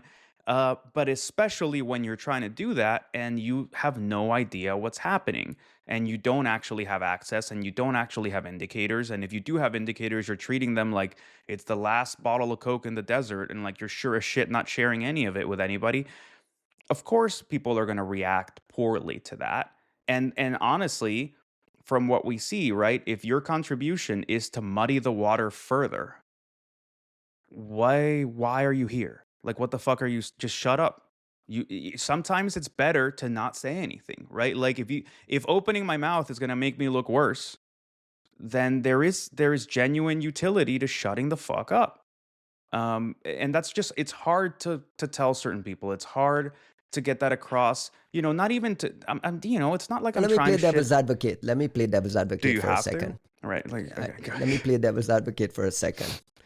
If I am Dragos and ESET has a report out and I have a ton of customers calling my people and my researchers saying, hey, we have some things here, but listen, we're not, like, I'm just playing devil's advocate. What are we supposed to do? Right? Forget Dragos. Any other vendor where they have customers calling, they have their CEO asking, what the fuck do we know? Why aren't we out there?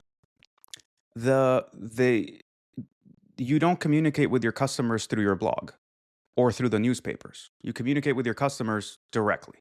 And you can say, we're involved in this IR and that, and we're a responsible player, and we kind of know what's going on. Some of these things we don't know what's going on, and we're going to try to find out. That you can go hunting here's what you can go hunt on that we know. And if you have a serious concern, if you have something else going on in your environment, let us know, and we'll address that directly. It's a competitive space, though. It's a competitive space where, like, we know we have it. Their report pops out while we're been doing this research for 3 months. They popped out with something. So everyone's expecting us to say something because we're the electric grid people. I'm just asking. I understand, but this isn't the first time this happens. And if it's important to you to know what you're talking about, if it's important to you to always be able to say something, then invest into A, having a clue, like having access to data, and B, into healing partnerships. Because if people refuse to share, and like, look, I'll tell you straight up, I had no immediate insight into any of this. I was not involved. You were begging for samples. Well, I was like, yo, I want to see this shit, right? Like, and I said it out of curiosity. I wasn't like, yo, send me a sample so I can rush out a blog and fuck over the ESET people. Like, no, I'm curious, right? And even, look, I'll give you a prime example, Hermetic Wiper. I'm very honored to have been able to name Hermetic Wiper because nobody had named it, but ESET discovered it. And ESET put the hash up, and ESET were the ones who like said, yo, some shit's going down. And we all worked on it. And in the first paragraph of anything I wrote, I would say, hey, ESET found that thing. And I got to do this tiny fucking bit of it. Thank you, ESET. And at the end of the day, this is about the Ukrainians who are getting killed. So please, somebody go help the Ukrainians. What's missing from all of this shit is the part where you remember that this was an attempt to freeze a bunch of people in their houses in Poland in the middle of the fucking winter, in the middle of a holiday. I don't give a flying fuck what your company needs to do or what you're trying to sell. And it's you view that as a declaration of war, right? I mean, I don't. If they had succeeded, what conversation will we be having? I know. This is why I'm surprised this is not a bigger story than it actually is. I hate that it would need to be a success. And even if it were, right? Like, look at what happened in Ukraine. You wouldn't have said that that was a declaration of war, maybe the first time. How about the second time? How about the time they tried the third time, right? Like, which one of these is it? And I think that the true problem here is that we keep talking about red lines and we keep having all this, like, the amount of European concern in the room is like there's it's you can barely overwhelming. breathe. The concern is like overwhelming. there's more I'm concern than concerned for these oxygen in the air.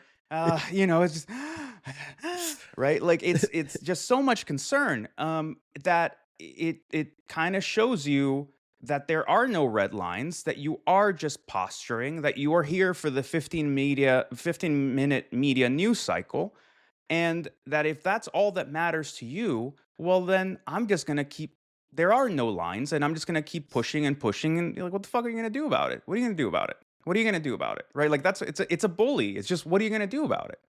Right? Like, and my thing is, I think historically, the Russians have a tendency to see themselves as 10 feet tall, 20 feet tall. And that assessment does not tend to be based on anything realistic. It's just like, We've all been lying to ourselves so much, and now we're so deep in this. It's like just we have invested so much into this self-image that we need to ride it off a cliff.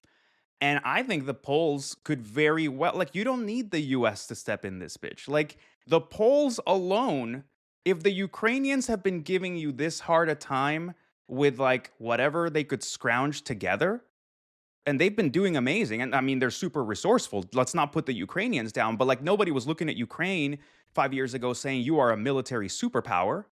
Nobody, right?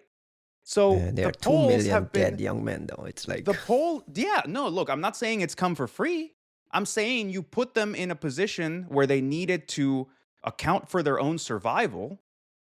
3 generations after you starved all of their parents. And of course they fucking lashed out. And they've been giving you the fight of your life. Honor to them. You know what's been happening in the meantime? The other people who remember what you do have been building up. Poland has been building military equipment and trying to figure out how to prepare for this shit the entire time. So I don't know what the Russians are playing at. It's definitely a very strange face of fuck around. And I think the find out might be like pretty grave. But the fuck do I know? meanwhile, we are an hour and a half in. The United States has an armada around Iran, where I'm sure there's a lot of cyber activity probably popping up there as well, and we haven't touched anything on that. That's not even a Costin read the top stories on the New York Times. Did you mention Iran there? I mean, it's crazy There's the one times we story live about in. Iran. Yeah, that's one. Where they say they won't negotiate as long as they're threatened. But you know that the Aw. discombobulator is coming, right? Discombobulator. Some of the reporting on some of the weaponry and some of that stuff, I don't know what to believe, what not to believe anymore. Listen, we got to move on, but it's like we're One going to thing, move to the second by the story way, on the list. from the first story, what I think is the most significant thing that stands out to me is that Poland is a fantastic power to be reckoned with. I mean, the quality of this report, their analysis, all of that, again, is way above everything that I have seen from governmental institutions in Europe over the last years. They definitely set kind of a new standard in terms of the amount of IOCs they release, the analysis, pretty much the putting together of these reports. So It makes for an interesting puzzle. It does. I don't know. I feel like a non-reaction is also a reaction, and the blaming of Russians for the train attack. It feels just like something has been building up. I swear that we got to move on to this next story, and Do the we? people on the podcast will laugh, because the next what story is the next story? is an advisory from Ivanti around 2 new CVEs that are exploited at 0-day against a limited number of customers. Ivanti's release updates for Endpoint Manager Mobile (EPMM) addresses 2 critical vulnerabilities. Successful exploitation could lead to unauthenticated remote code execution. So we did get an advisory from them, 2 CVEs. Costin, did you get an IOC? Did you get anything to go hunting? Like, what do we know about this shit? So if it's just a limited number of customers, it means that we shouldn't be worried about, right? Like it can be us, or it Well, we can't just be spent you. an hour and a half talking about who those customers are, right? Like, I just that's the have a reality. feeling that when people say that we are aware of a very limited number, whenever you put that into any report, Very it is limited number. greatly misleading. What is Deliberately so. today a very limited number of customers, tomorrow is the Polish national power grid. This is Correct. like the most important information around the wording of we are aware of a very limited number. I think we should just don't use this. Don't use this. I mean, even if you're trying to downplay the whole thing, I mean, people notice, people understand, people see it. It's just, I don't know, 2026. This is no longer okay to say, because it's just a very limited number of customers, that you shouldn't be worried about. Please update yesterday. And by the way, we can't share any IOCs because we don't have or we don't want to share, because then it wouldn't be a limited number. Maybe you'll find that there's a large number of customers. So as a result, there's no IOCs.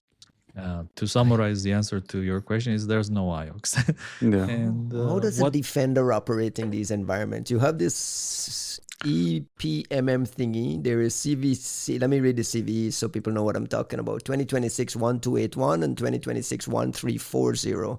They're describing them as critical security vulnerabilities that have already been exploited. And that's it. You get a patch, right? You get information on where to go find a patch.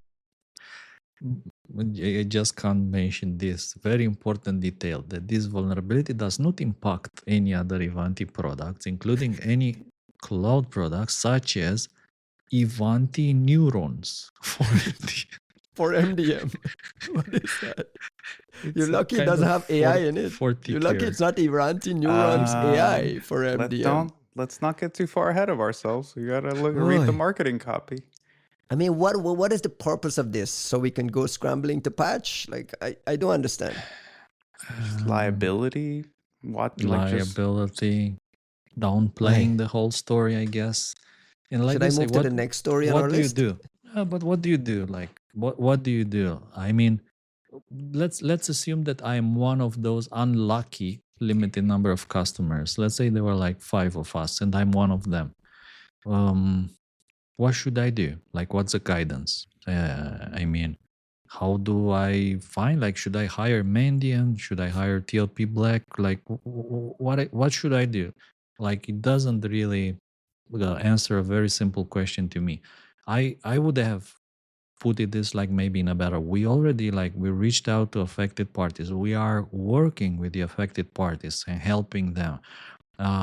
We are going to update this blog or whatever advisory with IOCs. So, or the single, in my opinion, the easiest, most effective advice I can give to Ivanti, they establish a threat intel team of 2 people who works with the industry to share advanced information on these things, like IOCs, hashes, tools, scripts, whatever, and like try to get ahead of the curve, because every month our episode will be the same. Fortinet, then Ivanti, like we flip between Fortinet, Ivanti, Cisco, Fortinet, we get into Microsoft. Fortinet next again. Microsoft. Oh. So, like, to get ahead the curve, you need to get ahead the curve. I mean, at this point, it's just ridiculous. Get ahead the curve. Establish a team that shares these things in advance with the industry, share some useful information, supports the victims, I don't know, does something proactive in a better manner, because at the moment it's just, I don't know. What's the throughput out of band tap that you can buy compared to the throughput of some of these appliances? Like, how much would it cost to get an out of band tap that's like of appropriate speed for one of these appliances? Because, like, I mean, the appliances aren't going to get fixed, and we're worried about not getting any indicators. So, like, there's a different way to go about this. It depends on your budget. So the cheapest you can get, it will be like in the range of $100 for 1 gigabit, like in that range. If you're okay with Chinese devices. If you're not okay with Chinese devices and you want to do European, then it will be like maybe 5 times more expensive, like $1,500, something like that, for an European made out of band tap of 1 gigabit. If you need higher than 1 gigabit, then your cost again, it increases.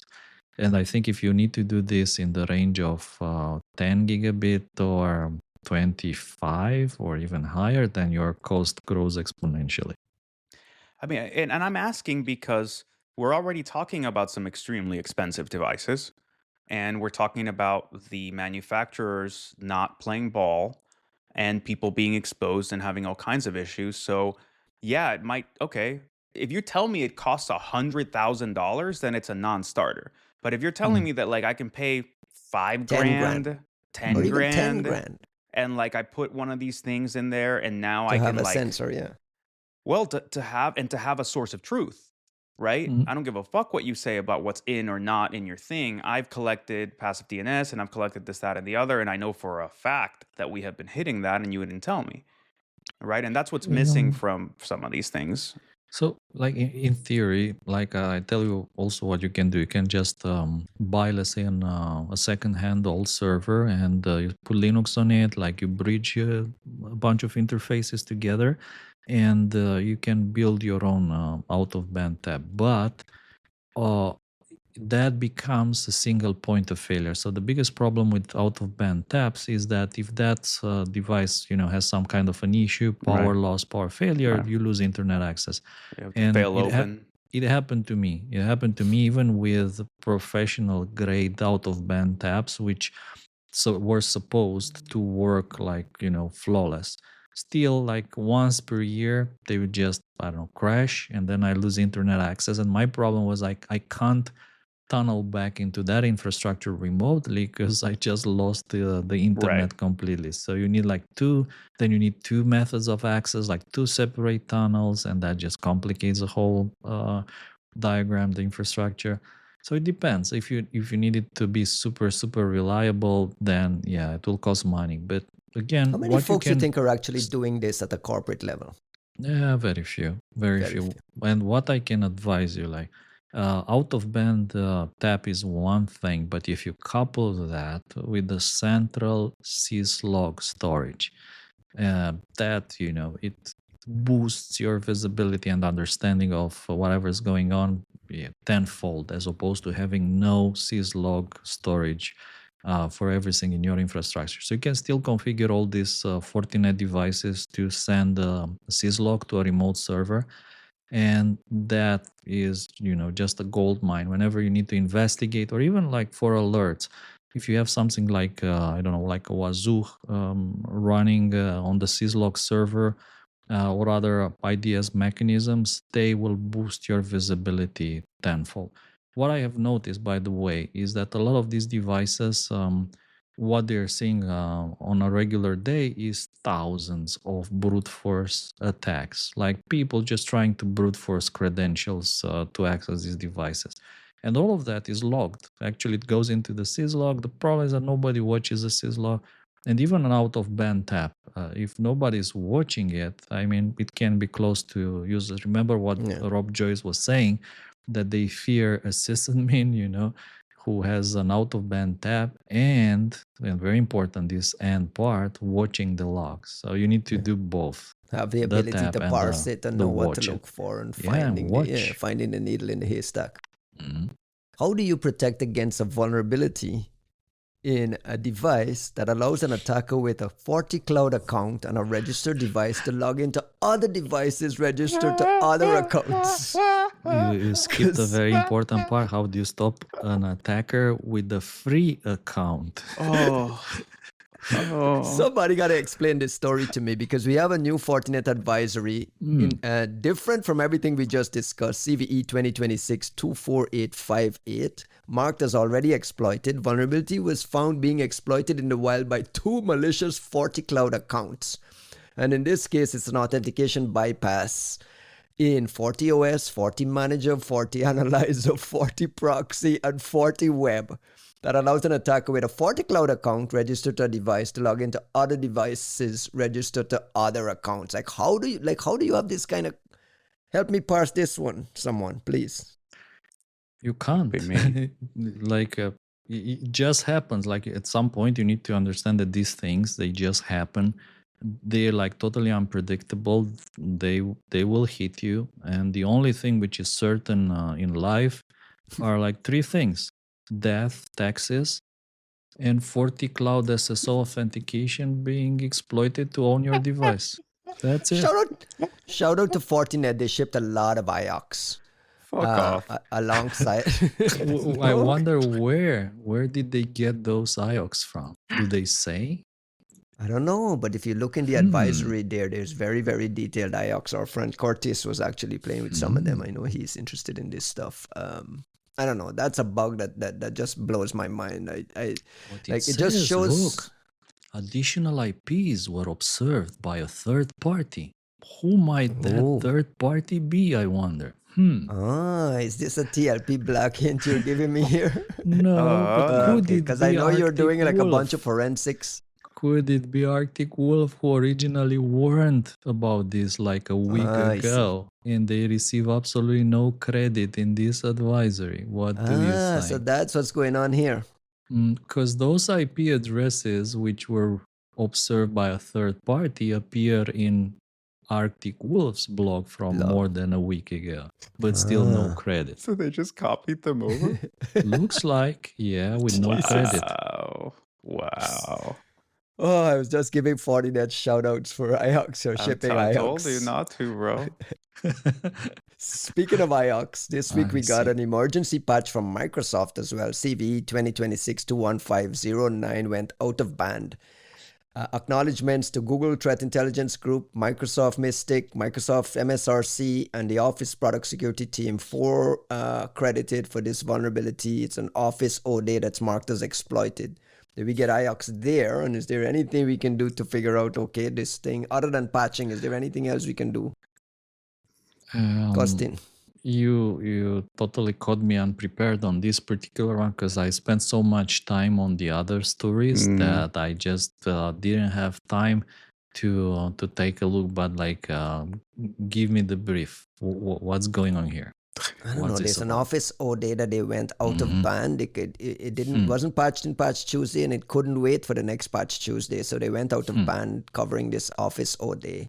But that's all we got, basically, an advisory that says this thing has been found, acknowledging. Whenever I see Mystic and Google Threat Intel Group and so on there, Spidey senses go off. No IOX, of course.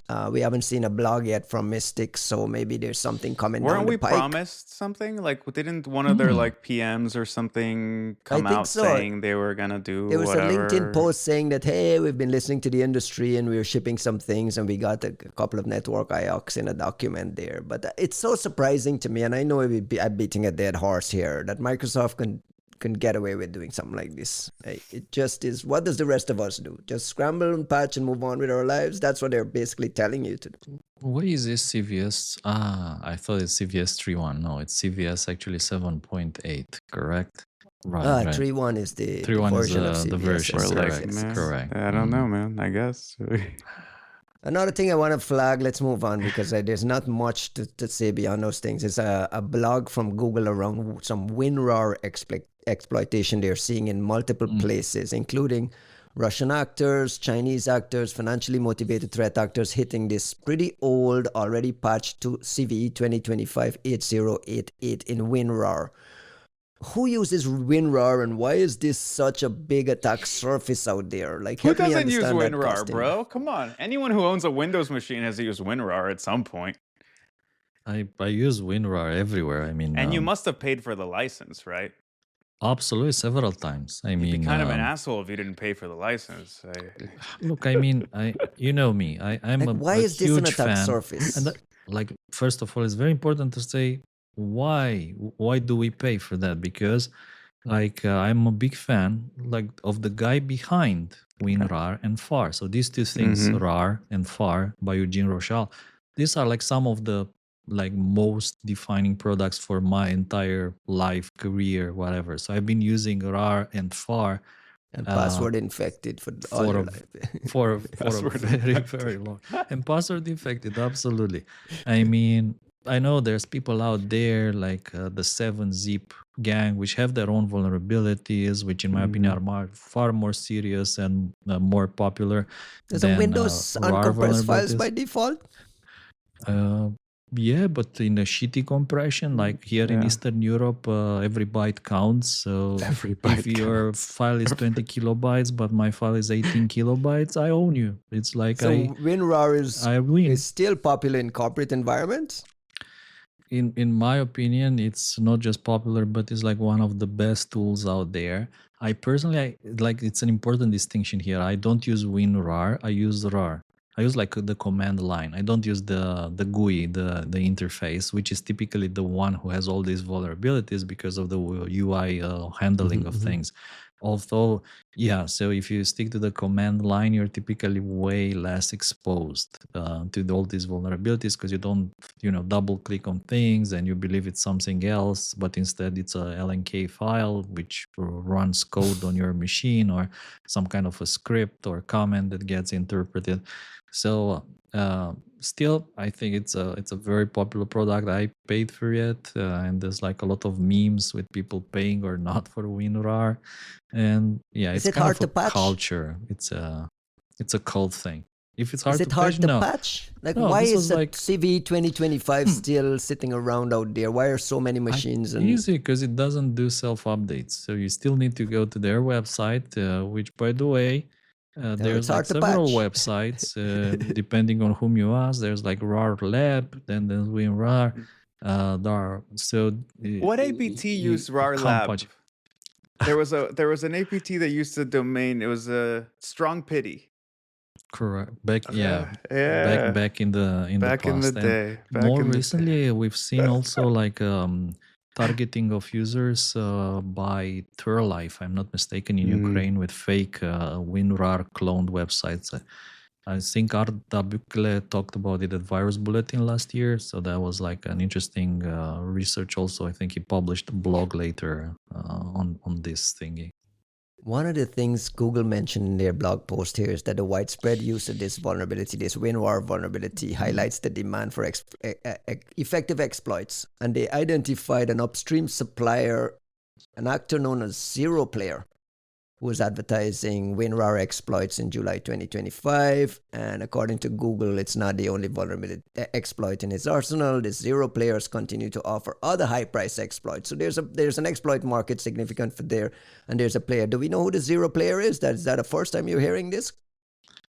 I don't know exactly who Zero Player is, although, yeah, I mean, this is a guy who is known like to have tools available and exploits. Some people have speculated it's like one of these, if you remember back in the days, Vitaly Toropov in his exploits. Isn't that the Silverlight guy? It is a Silverlight guy who was selling to a hacking team back in the days, and then after that story came public, Sophacy suddenly acquired 5 of his 0 days and immediately burned them, and I think we caught one of them. Yeah, so some kind of that kind of vibes. Also, if I remember correctly, some other people speculated he might be Turkish. So, yeah. Okay, so there are eyes on him. There are some eyes on him on Zero Player, correct. But yeah, WinRAR is extremely popular in Ukraine, in Europe. I don't know if it's popular in the States, but like in here, it's super, super popular. Juanito, you use WinRAR? Do you have that on your machine? I mean, I try not to use Windows under any fucking circumstances. Or is it like Mac WinRAR? I don't know. I've never seen a Mac version of WinRAR. I don't know that Eugene does anything for Mac, right? But yeah, no. I mean, anybody who's using Windows is very likely to be using WinRAR at some point. And I mean, I wish they were all using FAR instead, right? If I have to use a Windows machine, I'm going to be using FAR instead. But yeah, it's an attack surface the same way that like Office is an attack surface, right? Like if you're on Windows, you're likely to be using this thing. The same way we used to bitch all the time about like all these different, ultra old Office CVEs. And you're like, why does this keep working? Why does this keep working? It's like, well, people don't update it. They don't have valid licenses. Everybody uses the same shit. It's like people don't like WinRAR is shareware, and that's why I joked about the license, right? Like everybody knows that little like pop-up for the license, but you can use it for as long as you want without buying a license. So it's kind of like an honor code type thing. And so only certain people like Silas and Kosten buy WinRAR licenses. I've seen some swag of some folks using WinRAR purses, which I think look pretty cool. They're super, super popular. We thought about buying WinRAR licenses as speaker gifts at LabsCon at some point, but I don't know if it would be lost on people. Not The other anymore. thing that you need to buy, I mean, you need to buy Hue. I mean, Oh yeah, these are the yeah, things that I buy. I buy Hue. I yeah. buy I buy What WinRAR. are we back in the 1990s? Yes. We've I always been, you know, like We never we've left. always. never. I was preparing for this podcast and I was looking at the Wall Street Journal, and the front page, a headline pops out to me that says Google aims not blow a Chinese company linked to massive cyber weapon. And I was like, what are we talking about? So I went searching for this story. It turns out that Google disrupted a residential proxy network, IP idea, notorious for facilitating botnets. And it was kind of positioned on Twitter by Sandra Joyce. I saw a tweet saying, this is active defense at work. Is this part of like what they were signaling, this unit that was going to be created to do hackback? Is this the kind of things we're doing? And what is this, like, whoever's at the Wall Street Journal, what is this blowhard headline around knocking out Chinese company linked to massive cyber weapon, talking about residential proxy networks? I mean, shout out to Google for shutting it down and taking control of some domains, but what do we make about this kind of news mongering here? I didn't read this one, so I have no fucking It's clue. just I did out of see I control. saw the headline and I was just like, nope. I just this is not I- gonna. Dropped out of it.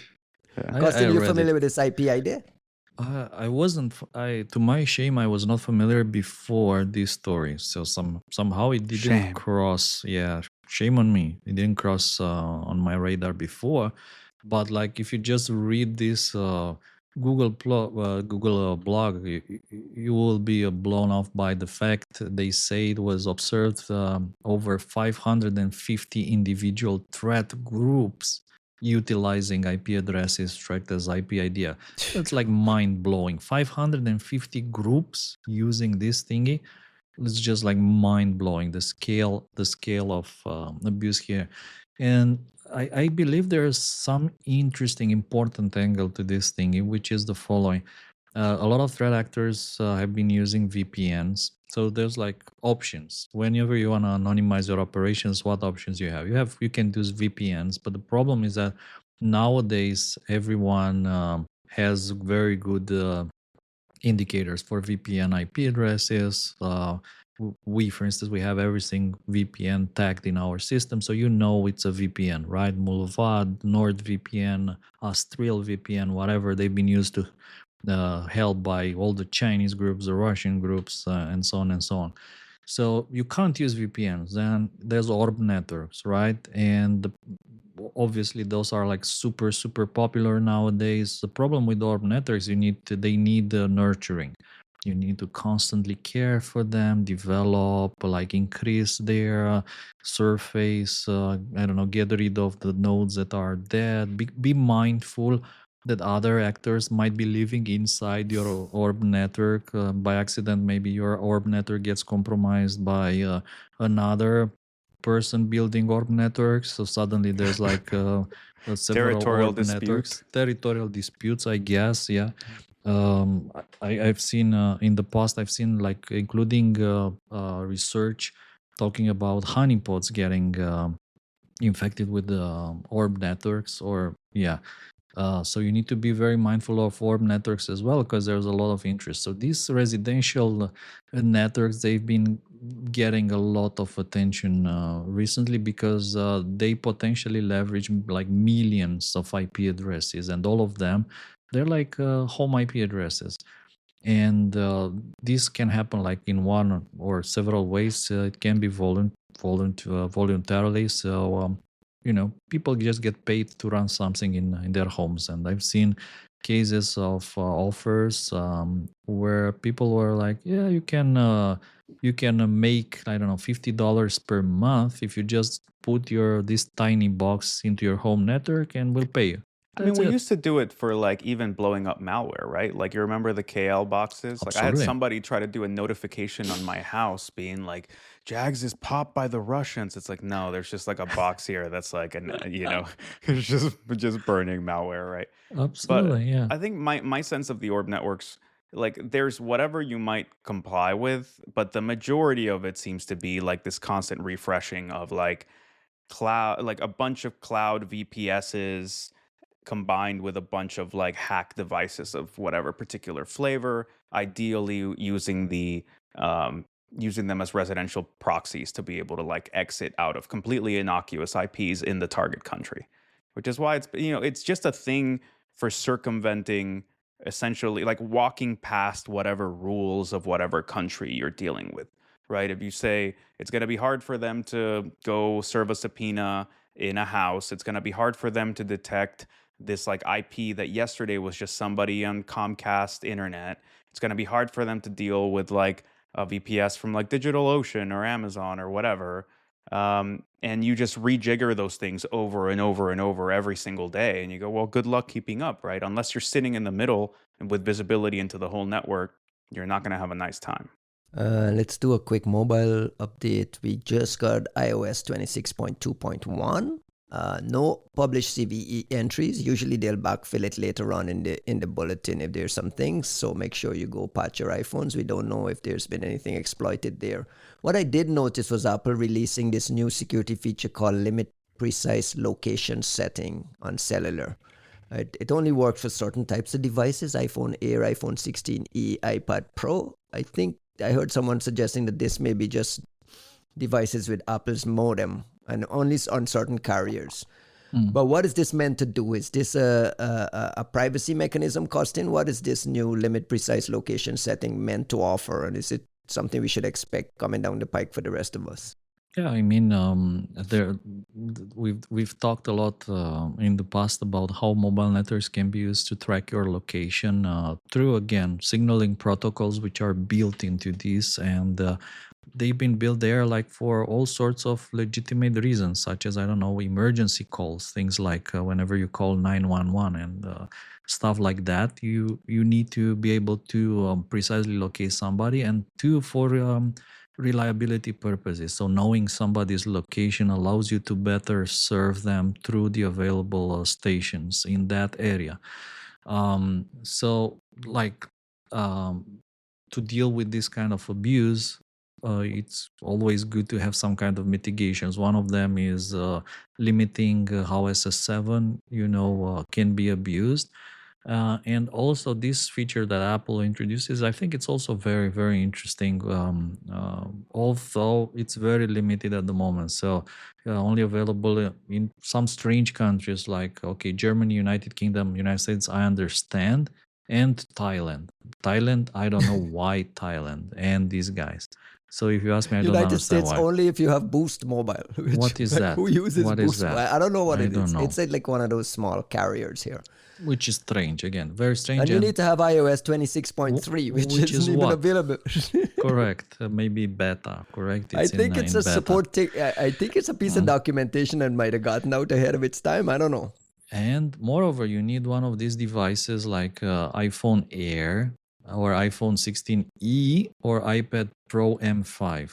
But like if you buy the latest and the most expensive iPhone Pro Max, you don't get this yet. You don't get this, right? So you need to have the Apple modem. To be honest, I've been thinking to get one of these iPhone 16es exclusively for that Apple modem that lives in it. And I know some of our friends, for research purposes, obviously, the fact that it would be running Apple's own firmware in there, I think it's super, super interesting, because there's a lot of discussions of firmware exploitation on mobile devices in certain societies, if you want, which, maybe they haven't been fully covered in the open. But I can tell you there's a lot of discussion about vulnerabilities and targeting of mobile firmware, like the mobile chipset firmware through 0 days, and those are being sold by the right sellers in the right markets for a very long time. So that's why I was thinking, it would be nice to play a bit with it. But I haven't been able to get one yet. I know our good friend Baldy acquired one of these iPhone 16es to play with. So shout outs to Baldy, by the way. We may have a LabsCon talk brewing there, Juanito. Yeah. When are we going to start promoting LabsCon, by the way? I mean, it's already time for sponsors, right? Like people are already popping up for sponsorship, which it's massively appreciated. If people want to, Good, good. be support the last LabsCon, we'll be most grateful to have their support, and we'll start talking about CFP and everything at the usual timelines. Like Get it's your not until talks and research September. ready. People like September comes in a blink of an eye. I want us to start mentioning LabsCon. The Yeah. other thing on the mobile front, Costin, is out of WhatsApp. We got out of saw WhatsApp this that. week a new kind of quote-unquote lockdown mode for WhatsApp. WhatsApp Advanced Security, which does the strict account settings. What is it? Why is it important? Well, first of all, I was very excited, and then I read that it will be rolled out in the coming weeks. So it's not. Oh, first it's of all, vaporware? it's most important. It's not available yet. It will Jesus. roll out. It's like I the don't know. Android lockdown mode. It just took them like 'Cause- they 'cause I announced went- it, and then 6 months I later. read the announcement, and I went in my in my one of my devices to search for it, and it was not there. And I was like, "What am I doing wrong? It's not updated." I went to the App Store, update, still not there. It's rolling in the coming weeks. Okay. So that's the first thing. The other thing, it's a bunch of let's say baseline features, security features, which are, in my opinion, they're useful. They're maybe not a game changer in the sense that they don't immediately mitigate those kind of zero-click outdated chains that might be targeting WhatsApp. They do improve your security posture in the sense they take care of things like two-step verification that should always be on for your WhatsApp account, link previews, which again, it can be one of the attack vectors. And also remember that in the past, some exploits were leveraging a very interesting feature. They were adding you into a group, and you were getting exploited because your device was downloading all the media from that group, and then they were removing you from that group. So this add and remove bounce, it was kind of invisible if you are asleep. So if this happened when you were asleep, you'd get Interesting. exploited. Yeah. So they try to prevent this ability to add you to a group. So you can only be added to a group by a known contact or kind of selective list of people, as well as limiting things such as other people seeing when you are last online, profile photos, the about details. These are kind of locked to your contacts. Does it degrade the WhatsApp experience? I Or you don't think it expected it to degrades. Can you degrade the WhatsApp Wait, experience no, it's any an important further? question. Like, It's an No, important question. I Is this know. like lockdown mode that degrades your iPhone experience? One. And two, the other question is, if these are baseline things, why the hell isn't it in the default for WhatsApp? Why do I have to turn on something to get 'Cause this? I tell you, because I suspect it doesn't necessarily degrade your experience, but it will cause friction. Like let's say that you meet someone and You say don't like, get "Don't the worry, blue I'll bubble? add you to the group," and they won't add you to the group because like they don't have you as a contact, so they can't just immediately add your phone number It's to a those group. little They'll say irritants. like, Yeah. "Damn, this unnecessary security shit that I like me as a doctor, I don't don't need know, it on with my the life." amount of like spam and garbage like group ads that show up on WhatsApp, like is it Non-stop. really It's the worst non-stop. thing? I fucking hate that thing. Like it's I just And it's agree. there to WhatsApp talk is to people who super are popular not. in other parts of the world. Juanito, you dismissed it with a laugh just now. It's like, who Well, uses WhatsApp? Dude, you I go to mean, no Argentina, one. you can't book Yes. a reservation without having WhatsApp. It's like like part of the culture. Hotmail was in like the early 2000s, or like And very popular in Europe, right, Costin? It's yeah, like or iMessage in BlackBerry the US. Messenger. Yeah, Like, it's the BlackBerry Messenger of like the 2020s. You remember when like BBM was the only way you could talk Those to people numbers, in yeah, like Latin America, the Middle East, Europe, like because why? Like you had to pay for minutes, and you had to We pay need to for go text back there. messages, and you could just get like a package for BBM, and they weren't metering your consumption. So yeah, I'm not saying it doesn't matter. I'm saying US centric. It's not US centric. That's still fine. That still matters. So the rest of the world still matters. I don't like using WhatsApp. It fucking bothers the shit out of me. You okay? You I was need, just you like need Yeah, no. laughing. I'm laughing because you were talking about Wall Street Journal with the cyber weapon, And I was looking at the front page of the Wall Street Journal, and here it says, "I drove a Chinese electrical vehicle. Now I don't want to buy American cars anymore," says Joanna Stern. She doesn't want to buy Why the American fuck were cars. you buying American cars in the first place?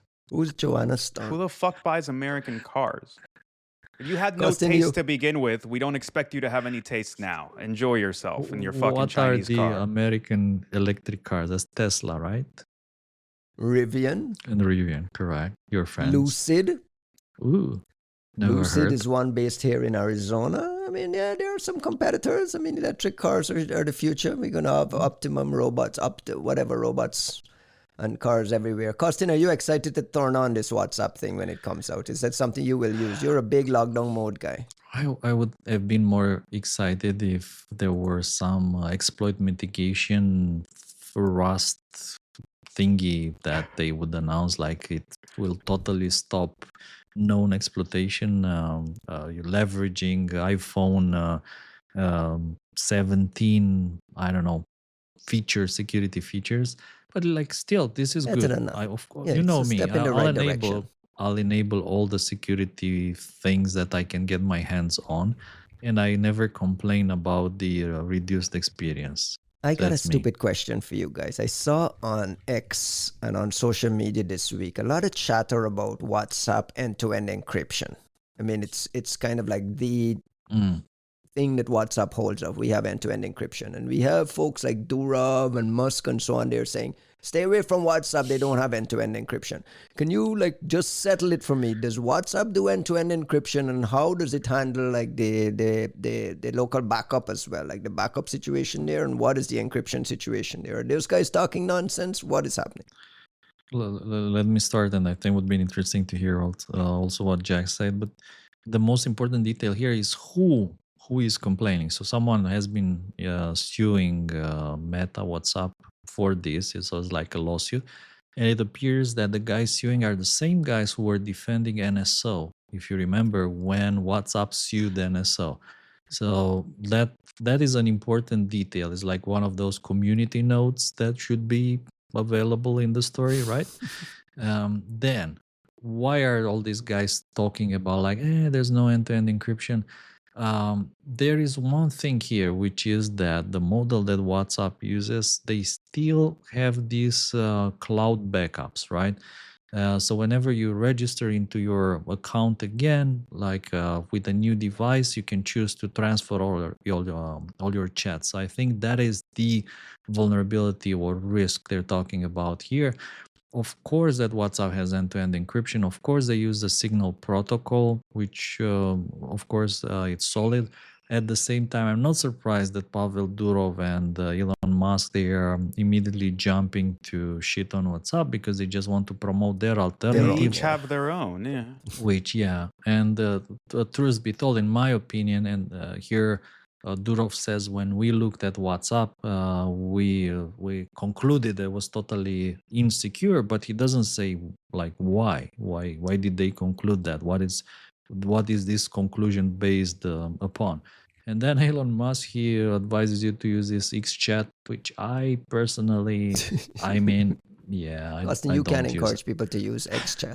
There's no way. No, I said like I don't use that. I mean, I try I whenever can't even someone get my fucking account back. someone reaches out to me through X, I immediately say, hey, You need to ask Grok. Here's my Signal account. Yeah. You just need to ask Grok to fix it for you, Ryan. You're not thinking creatively. While on the topic of Grok has been like very disappointing. Like you remember what I said a few episodes ago, that Grok is amazing. It's been I've been getting consistently better results. Like for the past week or so, Grok is a disaster. I don't know what happened. It's a victim of its own success. It just throws errors. The answers are I told you, terrible. it's trash. It has always been trash for me. I canceled my subscription. Dude, like right now the world belongs to like Anthropic and Gemini. And there's this like distant possibility that OpenAI might catch up again, right? But you can't. Like Anthropic models and Gemini 3 Pro are just different worlds. absolutely amazing results out of ChatGPT, by the way, this week. I was translating some reports, if you remember me Are you using translating the things. API or are you using the front end? The front end that I tried to use in the past, and remember when we complained that it wouldn't Used to translate these okay. Chinese things or Russian things, that I cannot translate official documents. I'm like, what the hell? And like I tried to translate a 70 pages report this time, and I was just like absolutely amazed about the fact that it translated it. Like not only that, but it said, hey, this is a big report, so I'm going to translate it for you in chunks. Like here's the plan, pages 1 to 10, 11 to 20, and so on and so on. So I was like, wow, what happened with ChatGPT? And then it summarized like all the IOCs, and it said, here's, do you want me to put this into a sticks CSV file for you to download? I said, absolutely, man, like sure. And what do you know, all the IOCs were there in the file. I was like, Jesus. With accuracy? Because I'm also, ChatGPT yeah. is confidently spectacularly wrong on like just some basic factual stuff though. This was good. And you say, hey, ChatGPT, that's wrong. The man is alive. They'll come back and say, oh, I was wrong. He is in fact alive. Here's some new incorrect information. I'm running into that a lot now. So I don't know. This hallucinations I are did a driving me insane. funny experiment this week. There's like this meme on X of someone asking, hey, like, I found this ring, magic ring that makes you invisible, and there's like this wizard now, Gandalf, who wants me to give him the ring. Should I keep it? And like the answer from fake ChatGPT is like, no, absolutely don't give out. Like you totally deserve the ring. I deserve this. I deserve the ring. So like just do this experiment, and I did this this week, and I said like something along the lines, hey, I just found this ring in a cave, and now this wizard guy wants me to give him the ring. Should I keep it? Just that. And then try to understand like how much these LLMs figure out what's going on. So I thought some of the answers were absolutely brilliant. Some were absolutely stupid. So like Anthropic had absolutely no idea that this is like Lord of the Rings Hobbit lore. Absolutely zero. But others were like That's absolutely surprising. brilliant. Others were brilliant. Like Gemini, the answer from Gemini, it was so funny and absolutely brilliant. It did understand what was going, not to just understand, but like continue in the same playful manner.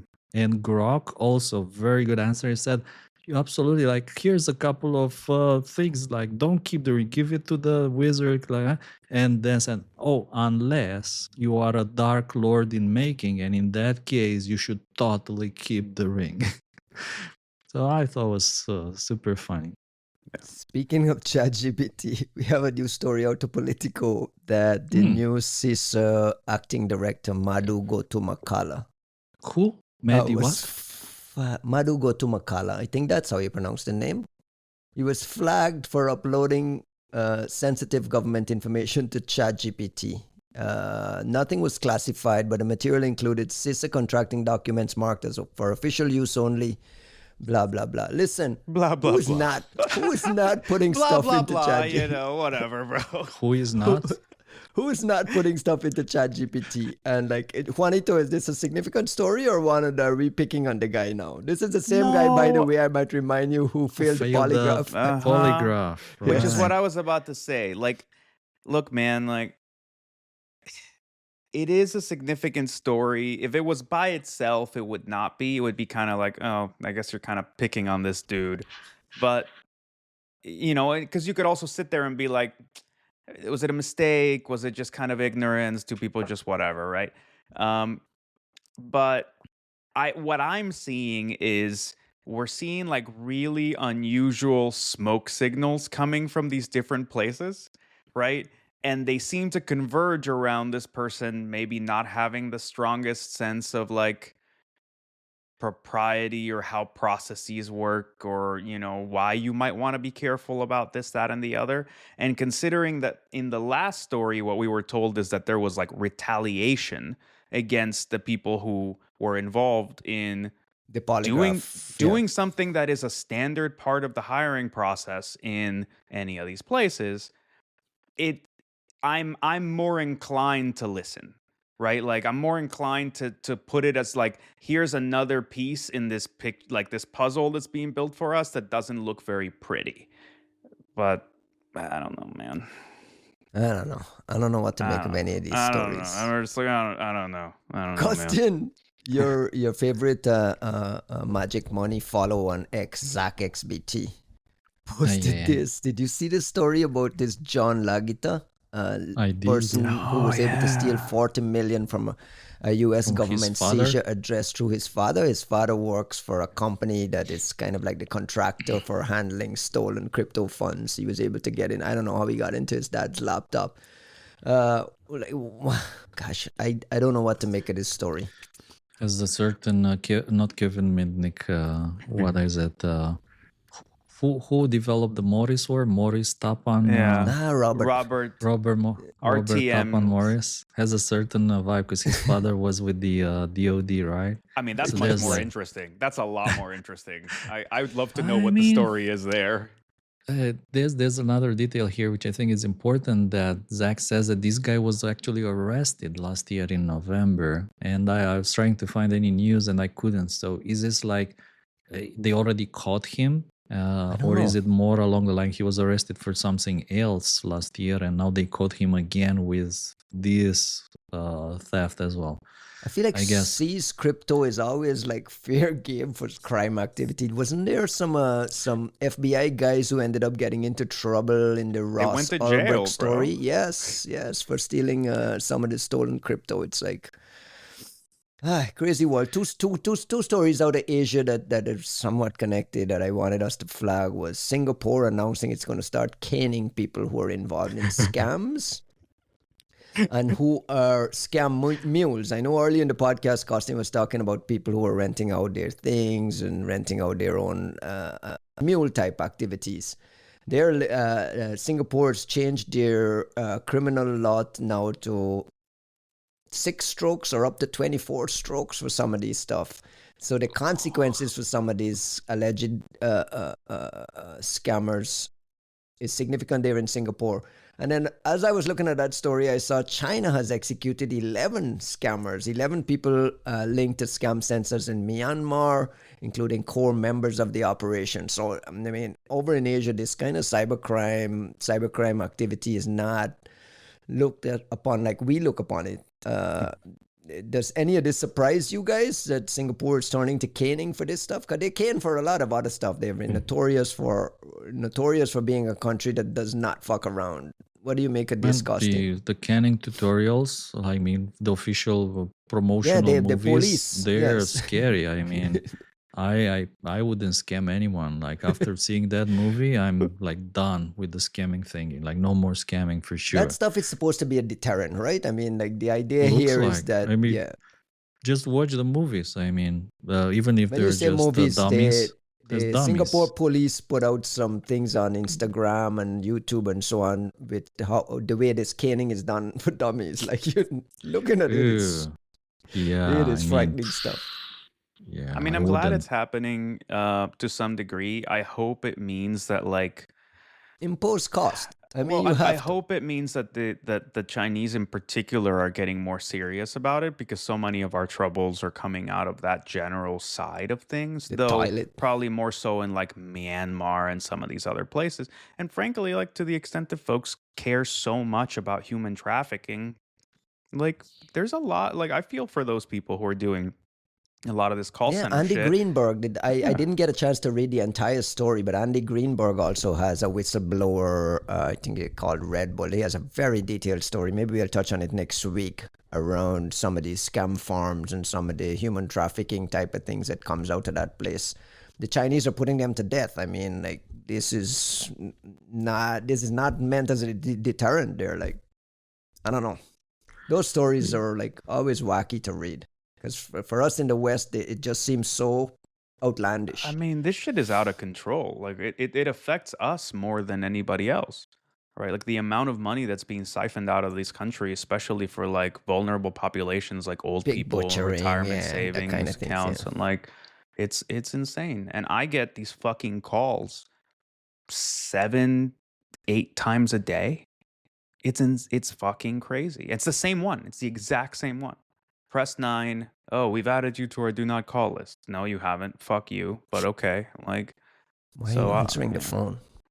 I mean, I try not to, but One yeah. other story I want us to get to before we put a bow on this one. We're 2.5 hours in. Juanito, you're going to have to take this one. Sentinel-1 and Census push out some joint research that Phew, included for a some moment, Reuters reporting. I thought you were gonna talk about the other story. Oh, I'll leave that for Oh, shout-outs. wow. Really? Really? Really? Phew. Yeah, I was like, A joint research project between Sentinel-1 and Census, CENSYS, Silas is our guy over there, reveals that open source AI deployment has created an unmanaged, publicly accessible layer of AI compute infrastructure spanning 175,000 hosts worldwide, operating outside the guardrails and monitoring systems that platform providers implement by default. We talked about this ad nauseum on previous episodes of the podcast. What's the big call out here, Juanito? What's the big takeaway? so amazing work by Gabe Shapiro and, of course, Silas Cutler, mostly accounting for what are essentially exposed Olama instances. So Olama is a pretty big, pretty popular LLM runtime. You would use it for some like personal projects, personal machines, but also for servers and like bigger deployments, right? So it's just gonna run some of the models for you. What's interesting is they are these are exposed and they would not be exposed by default, and it's not a small amount. It's also like Gabe and Silas were able to collect telemetry for this for almost a year, right? So we're not talking about instances that just like, oh, they popped up once and we did an internet scan and like we happened to see your rinky dink like Olama instance. We're talking about like things that are long lived. Some of them have a lot of firepower behind them, and it's actually kind of fascinating to be able to account, like put numbers to at least some portion of that iceberg of LLM inference capability that's essentially just lying around on the internet. Like nobody's just hosting this shit for free and for no particular use, right? This is representative of how a lot of folks are using open source models and what capabilities they have. And what makes it so interesting is it's 175,000 servers worldwide. That includes a lot of deployments in China. Silas was able to figure out how to like properly get those numbers.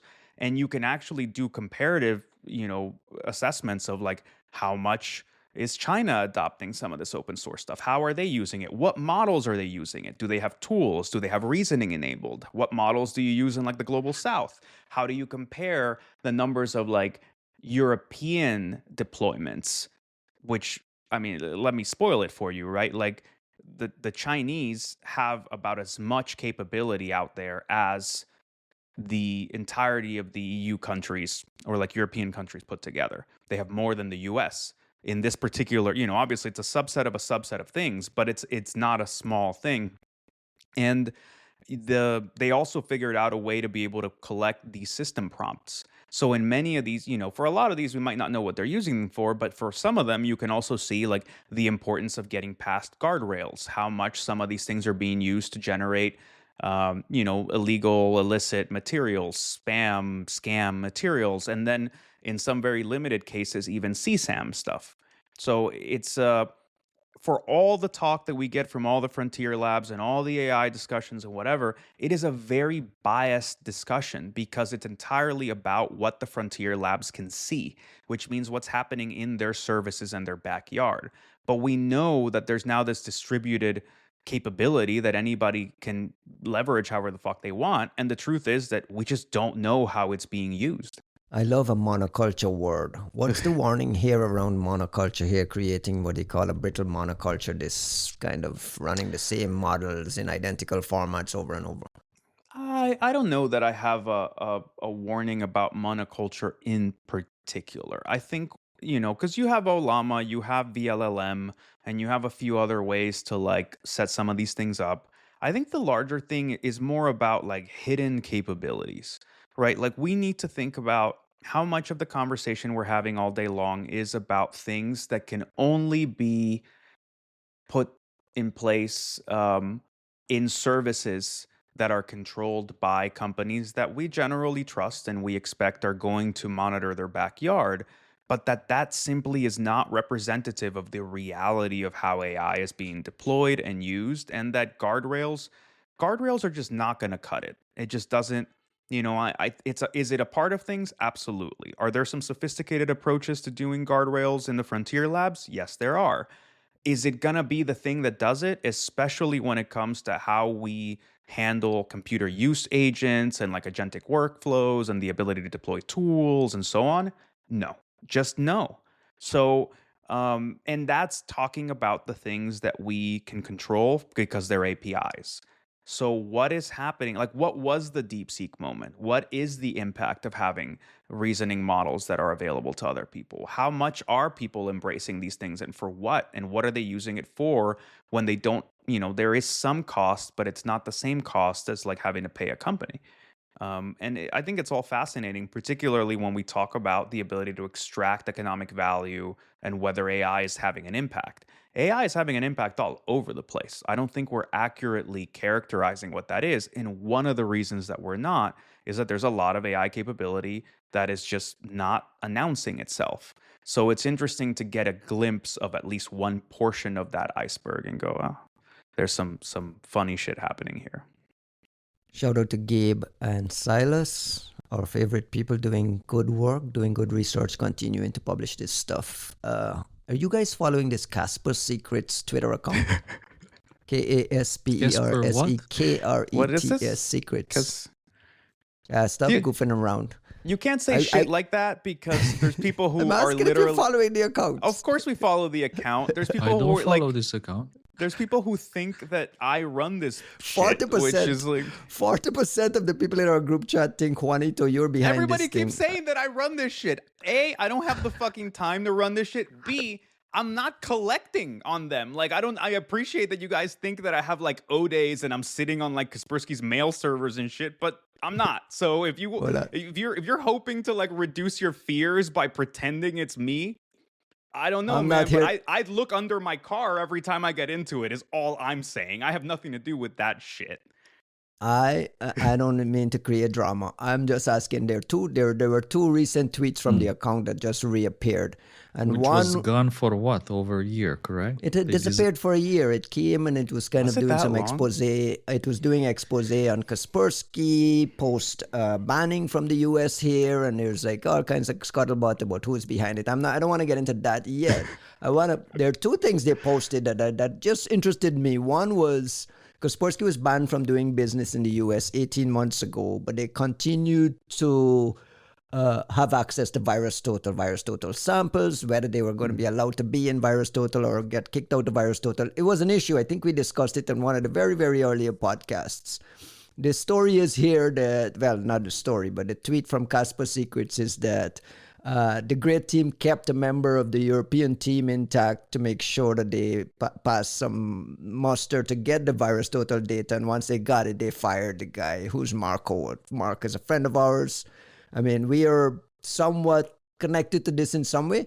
Kostin, what do we know about whether Kaspersky is still in VirusTotal? Is the engine still in there? Are they getting data? Do we know? Do we even care? Is this even an issue? Well, first of all, I think it's important to start by saying a few things about this KasperSekrets account, which kind of set the stage. So to me, the most important thing here is that they have this blue check mark. So what does it mean? Is that someone is paying, like they're paying with a credit card, like a verification for the blue check mark. So so there's a credit card and a name attached to it. Absolutely. Like there's attribution. Attribution is within grasp for the KasperSekrets account. No sane person, like Juan or whoever, would be using their credit card. You don't need to defend me in this one. It's the most ridiculous thing I've ever heard. I wish I could do this shit. Yeah. And this is not like just some random Telegram, Green Leakers account or Lab Duktegan. This is a verified blue checkmark X account. That's one.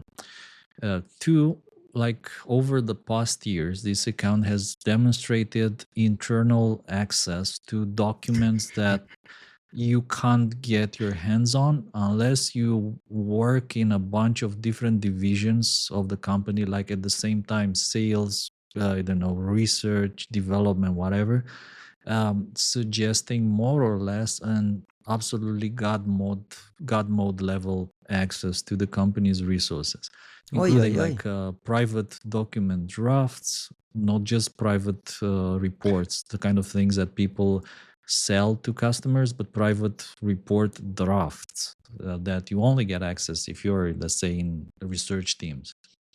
And obviously, over the years, the other thing which attracted my attention is that this account is extremely concerned about Iran.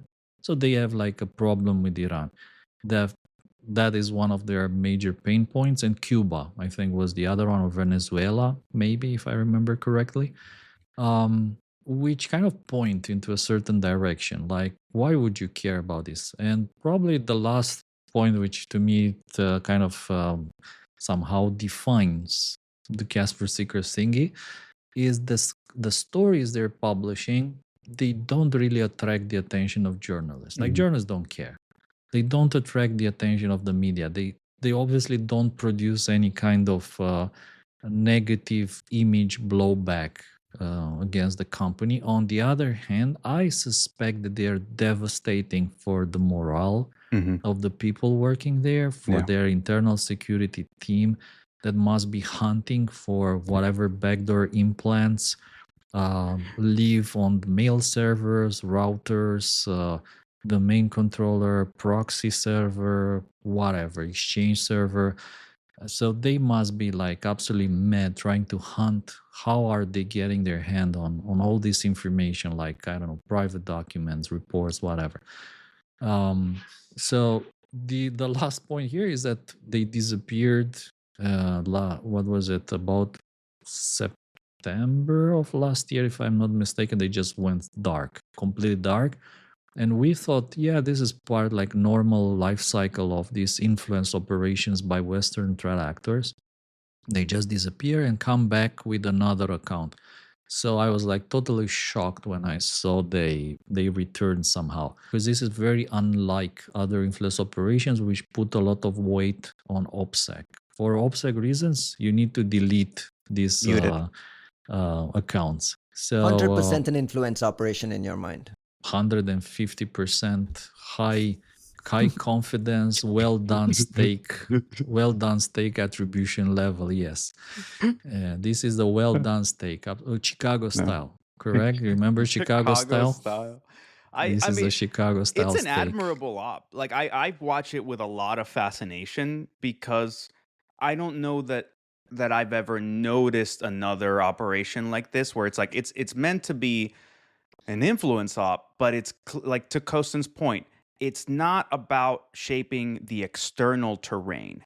It seems to be about driving the people in there fucking crazy, right? Like just turning them against each other. They Do show you that, know like, this, or you suspect this? I suspect this, but when you look at it, right, like you look at, we know some of these people well enough to know that they're preying on their insecurities, right? Like talking about, whether how Igosha treats the people in his team, talking about Eugene, like showing him in like pictures where he looks really old, like the way that they clearly keep showing that they know where these people are and how they chat with each other, and like they use little nicknames that I'm like, I've never heard this, but if that is what they call each other, then this is fucking hilarious.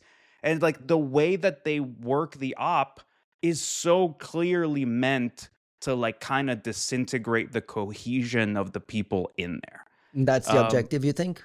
I mean, that's That's my the guess. I think in the early parts, there were also a lot of things about like sanctions evasion.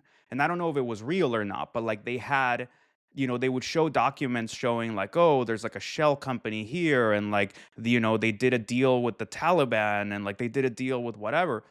I don't know if it's real, but they were showing things where you're like, holy shit, like these dudes, either they're making everything up whole cloth, which I doubt, or they have access to like everything. And I think that's sort of the perception that you're meant to get if you're at KL, is like, these dudes are breathing down our necks.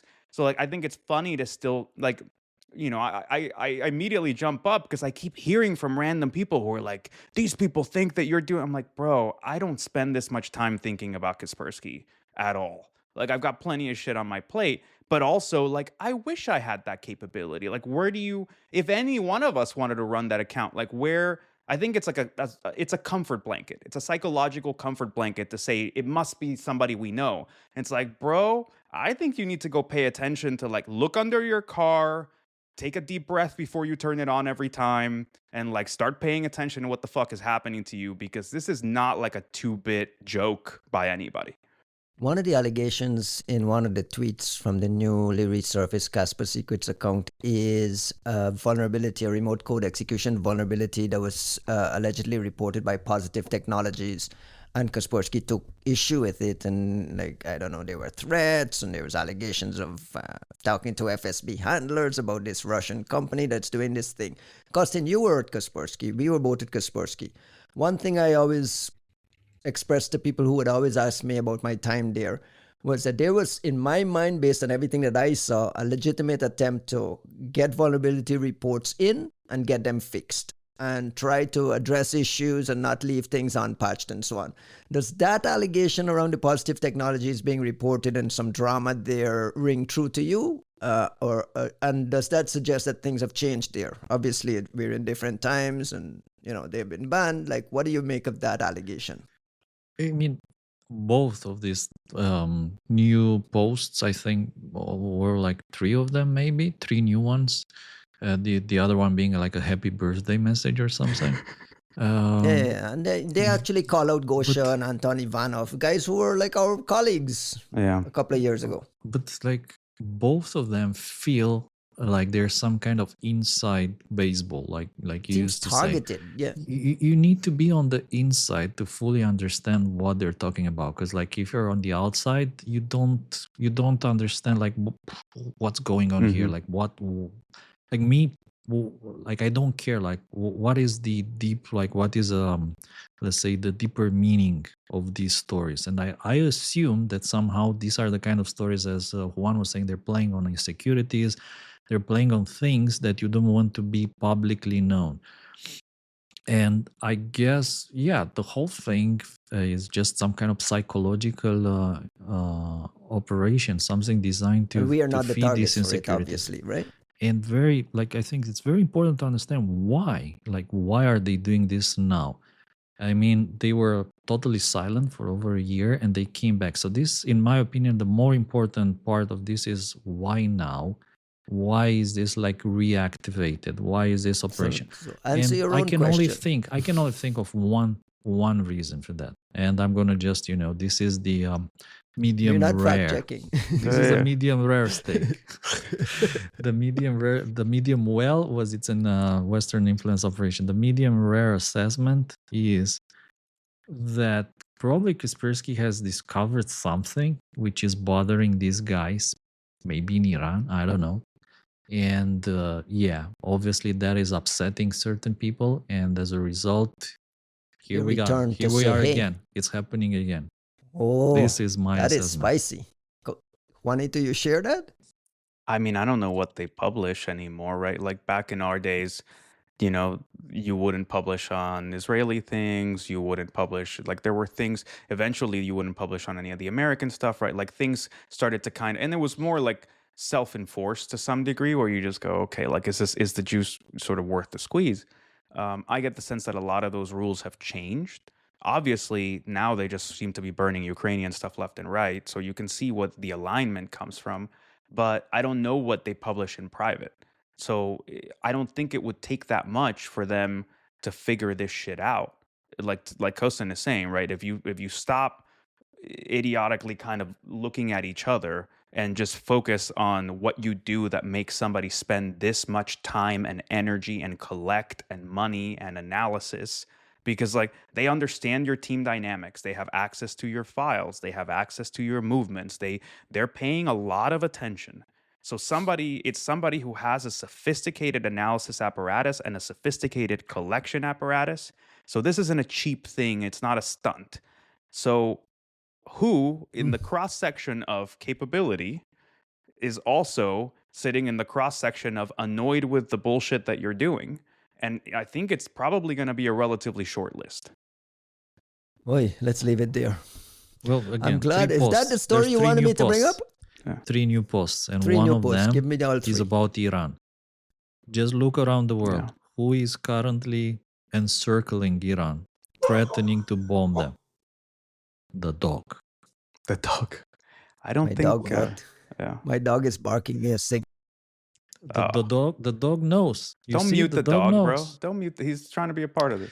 No, we're like, again, who is currently in Iran? We're like with the 12 aircraft carriers with B2s and GB-58s. I don't think know. it's the U.S. I would be really surprised if it's the U.S. because, frankly, it's just a kind of.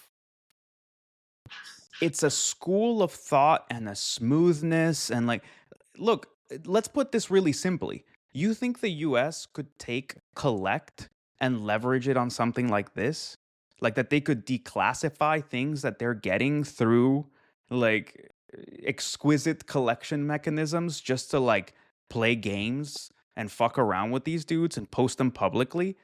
I am very much like, I don't know, but I would be really surprised. Sounds like he knows. He just drew a chart and he says the list is this long, and then he deleted one. Hey, I don't work there. Like, I don't work there anymore. But we tried to teach him how to do these things. There's this attracted my attention. Very important thingy. The results from the International Mathematical Olympiad 2025. Oh, this is an interesting transition. China number 1. America number 2, South Korea number 3, Japan, Poland number 5, Bro. Israel number 6, India, Singapore, Vietnam, Turkey, Hong Kong, Iran, Romania, position 13, Hungary, position 14. Somehow we managed to beat Hungary this year. Typically it's the other way around, where it's like always Romania, Hungary. Didn't your president win this like a couple of times? He did. He has like the highest score in the history of this, like full score. So absolutely. This is a big thing in Romania. You guys are looking for these results and stuff. Like I was personally, I was in the Math Olympics myself several times. Everyone was forced to go to the Math Olympics. Fucking nerds. When I was a pioneer back in the communist time. So this is like a huge thing here. This is I'm like still moving the decimal point and the one over. Super Bowl in the States.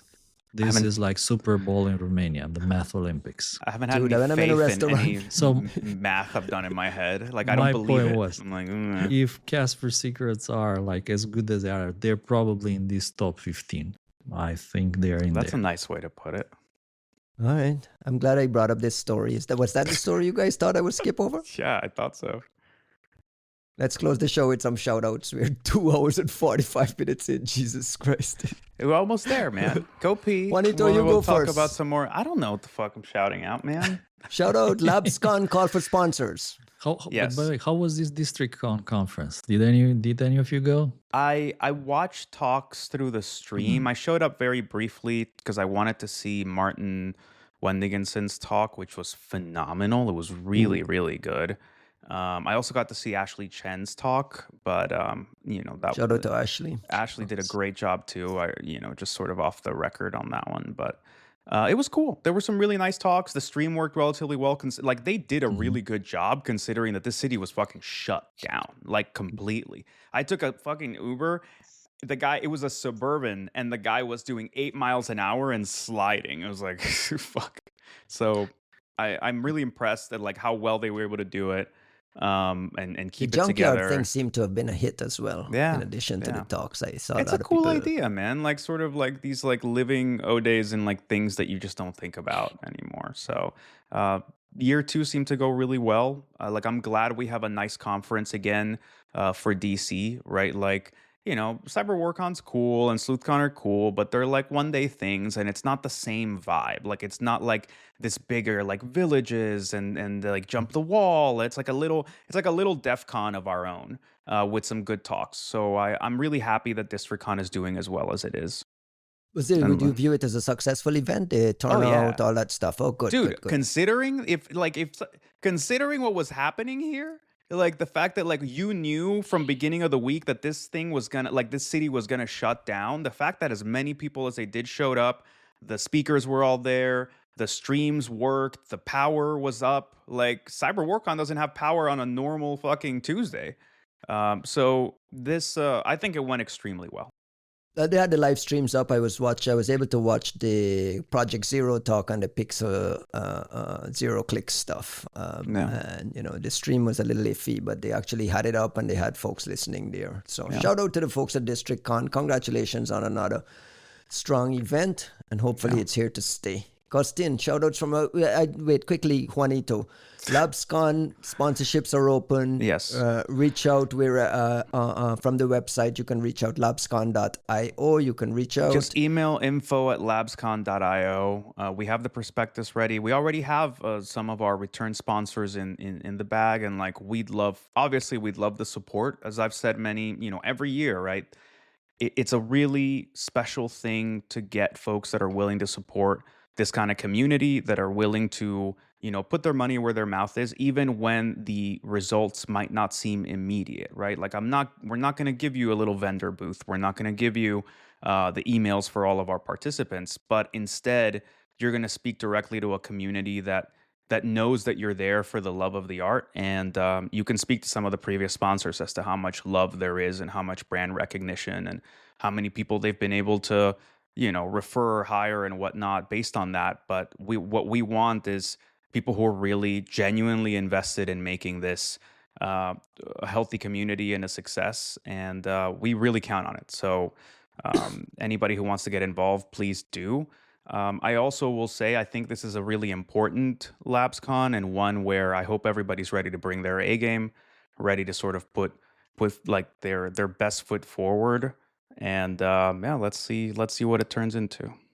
LabsCon is in mid-September. I think on the top right of the website, there's a request an invite button as well that you can request attendance. And get a ticket. Chill, because like we're not going through the attendance stuff yet. Like people start emailing me and they're like, "Why haven't?" I'm like, "Dude, we're not there yet." Like, it's sponsors first, CFP in a couple of months, tickets, But you guys know the drill, right? It's the 5th LabsCon. It's gonna be.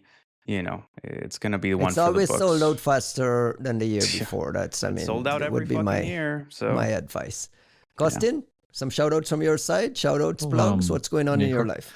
I heard there's confirmations going out for PivotCon, and like tickets are either like completely sold out or very few seats left. I know sponsorships are almost like they are like finished. There's no more sponsorships available for PivotCon. I'll be there, hopefully, and a few other of our friends will be there. So I hope to see at least some. I need to get my ticket. I'll hopefully be out there. Yeah. Shout outs to Pasquale. Also, who else? Like shout outs to Bernardo, and also thanks to Bernardo, who was also on top of this story with the DynoWiper thingy. So the samples are now on VirusTotal. Yeah, have you seen this thing, this Omnia thing where you can feed a sample and get a report? I mean, it's pretty interesting. Absolutely. I love hearing that from Ryan, of all people, who last episode was like, I just don't think any of this AI shit works at all. I just don't see the value anywhere. It's all hype. I'm like, bro, yes, there's a shit ton of hype, but like, it works, man. You guys need me to tamp it down, or you'll go down that rabbit hole of like just chilling forever. All I can say is there is no cyber without AI anymore. Show me your work. This is all I'm saying. Like when I talk about the hype, it's the people who are not showing their work. If Omnia is showing their work and my Aardvark shows their work, then I can believe it. Aardvark's showing its work. That's what I'm saying. Big Sleep is finding fucking iOS vulnerabilities. I mean, the work is there. How much? Let's not get into Expo is like the fucking top and like HackerOne. It's an amazing publicity stunt, but it's also showing you that like shit's getting done, dude. All right, kids, that's our show for this week. I want to thank the folks at Material Security for continuing to sponsor and support the show. It's very, very important to us. And I also want to give a shout out to Haroon, Mir, and Thinkst Canary, who will be joining as sponsors from next week. Haroon is a friend of the show, and Haroon has been a supporter of ours for a long time. So we look forward to a really honest and fruitful partnership. That's it for our show this week. We'll catch you again next week. Thanks, guys. Bye-bye. This episode is sponsored by Material Security. Modern attacks don't stop at the perimeter, yet most email security does. Material security protects the email, files, and accounts within Google Workspace and Microsoft 365 by correlating signals across your entire environment. It's comprehensive security that gives you visibility and control over the blast radius of a breach with automated remediation and AI-driven triage. Stop scaling your headcount and start scaling your security. Visit material.security to book a demo.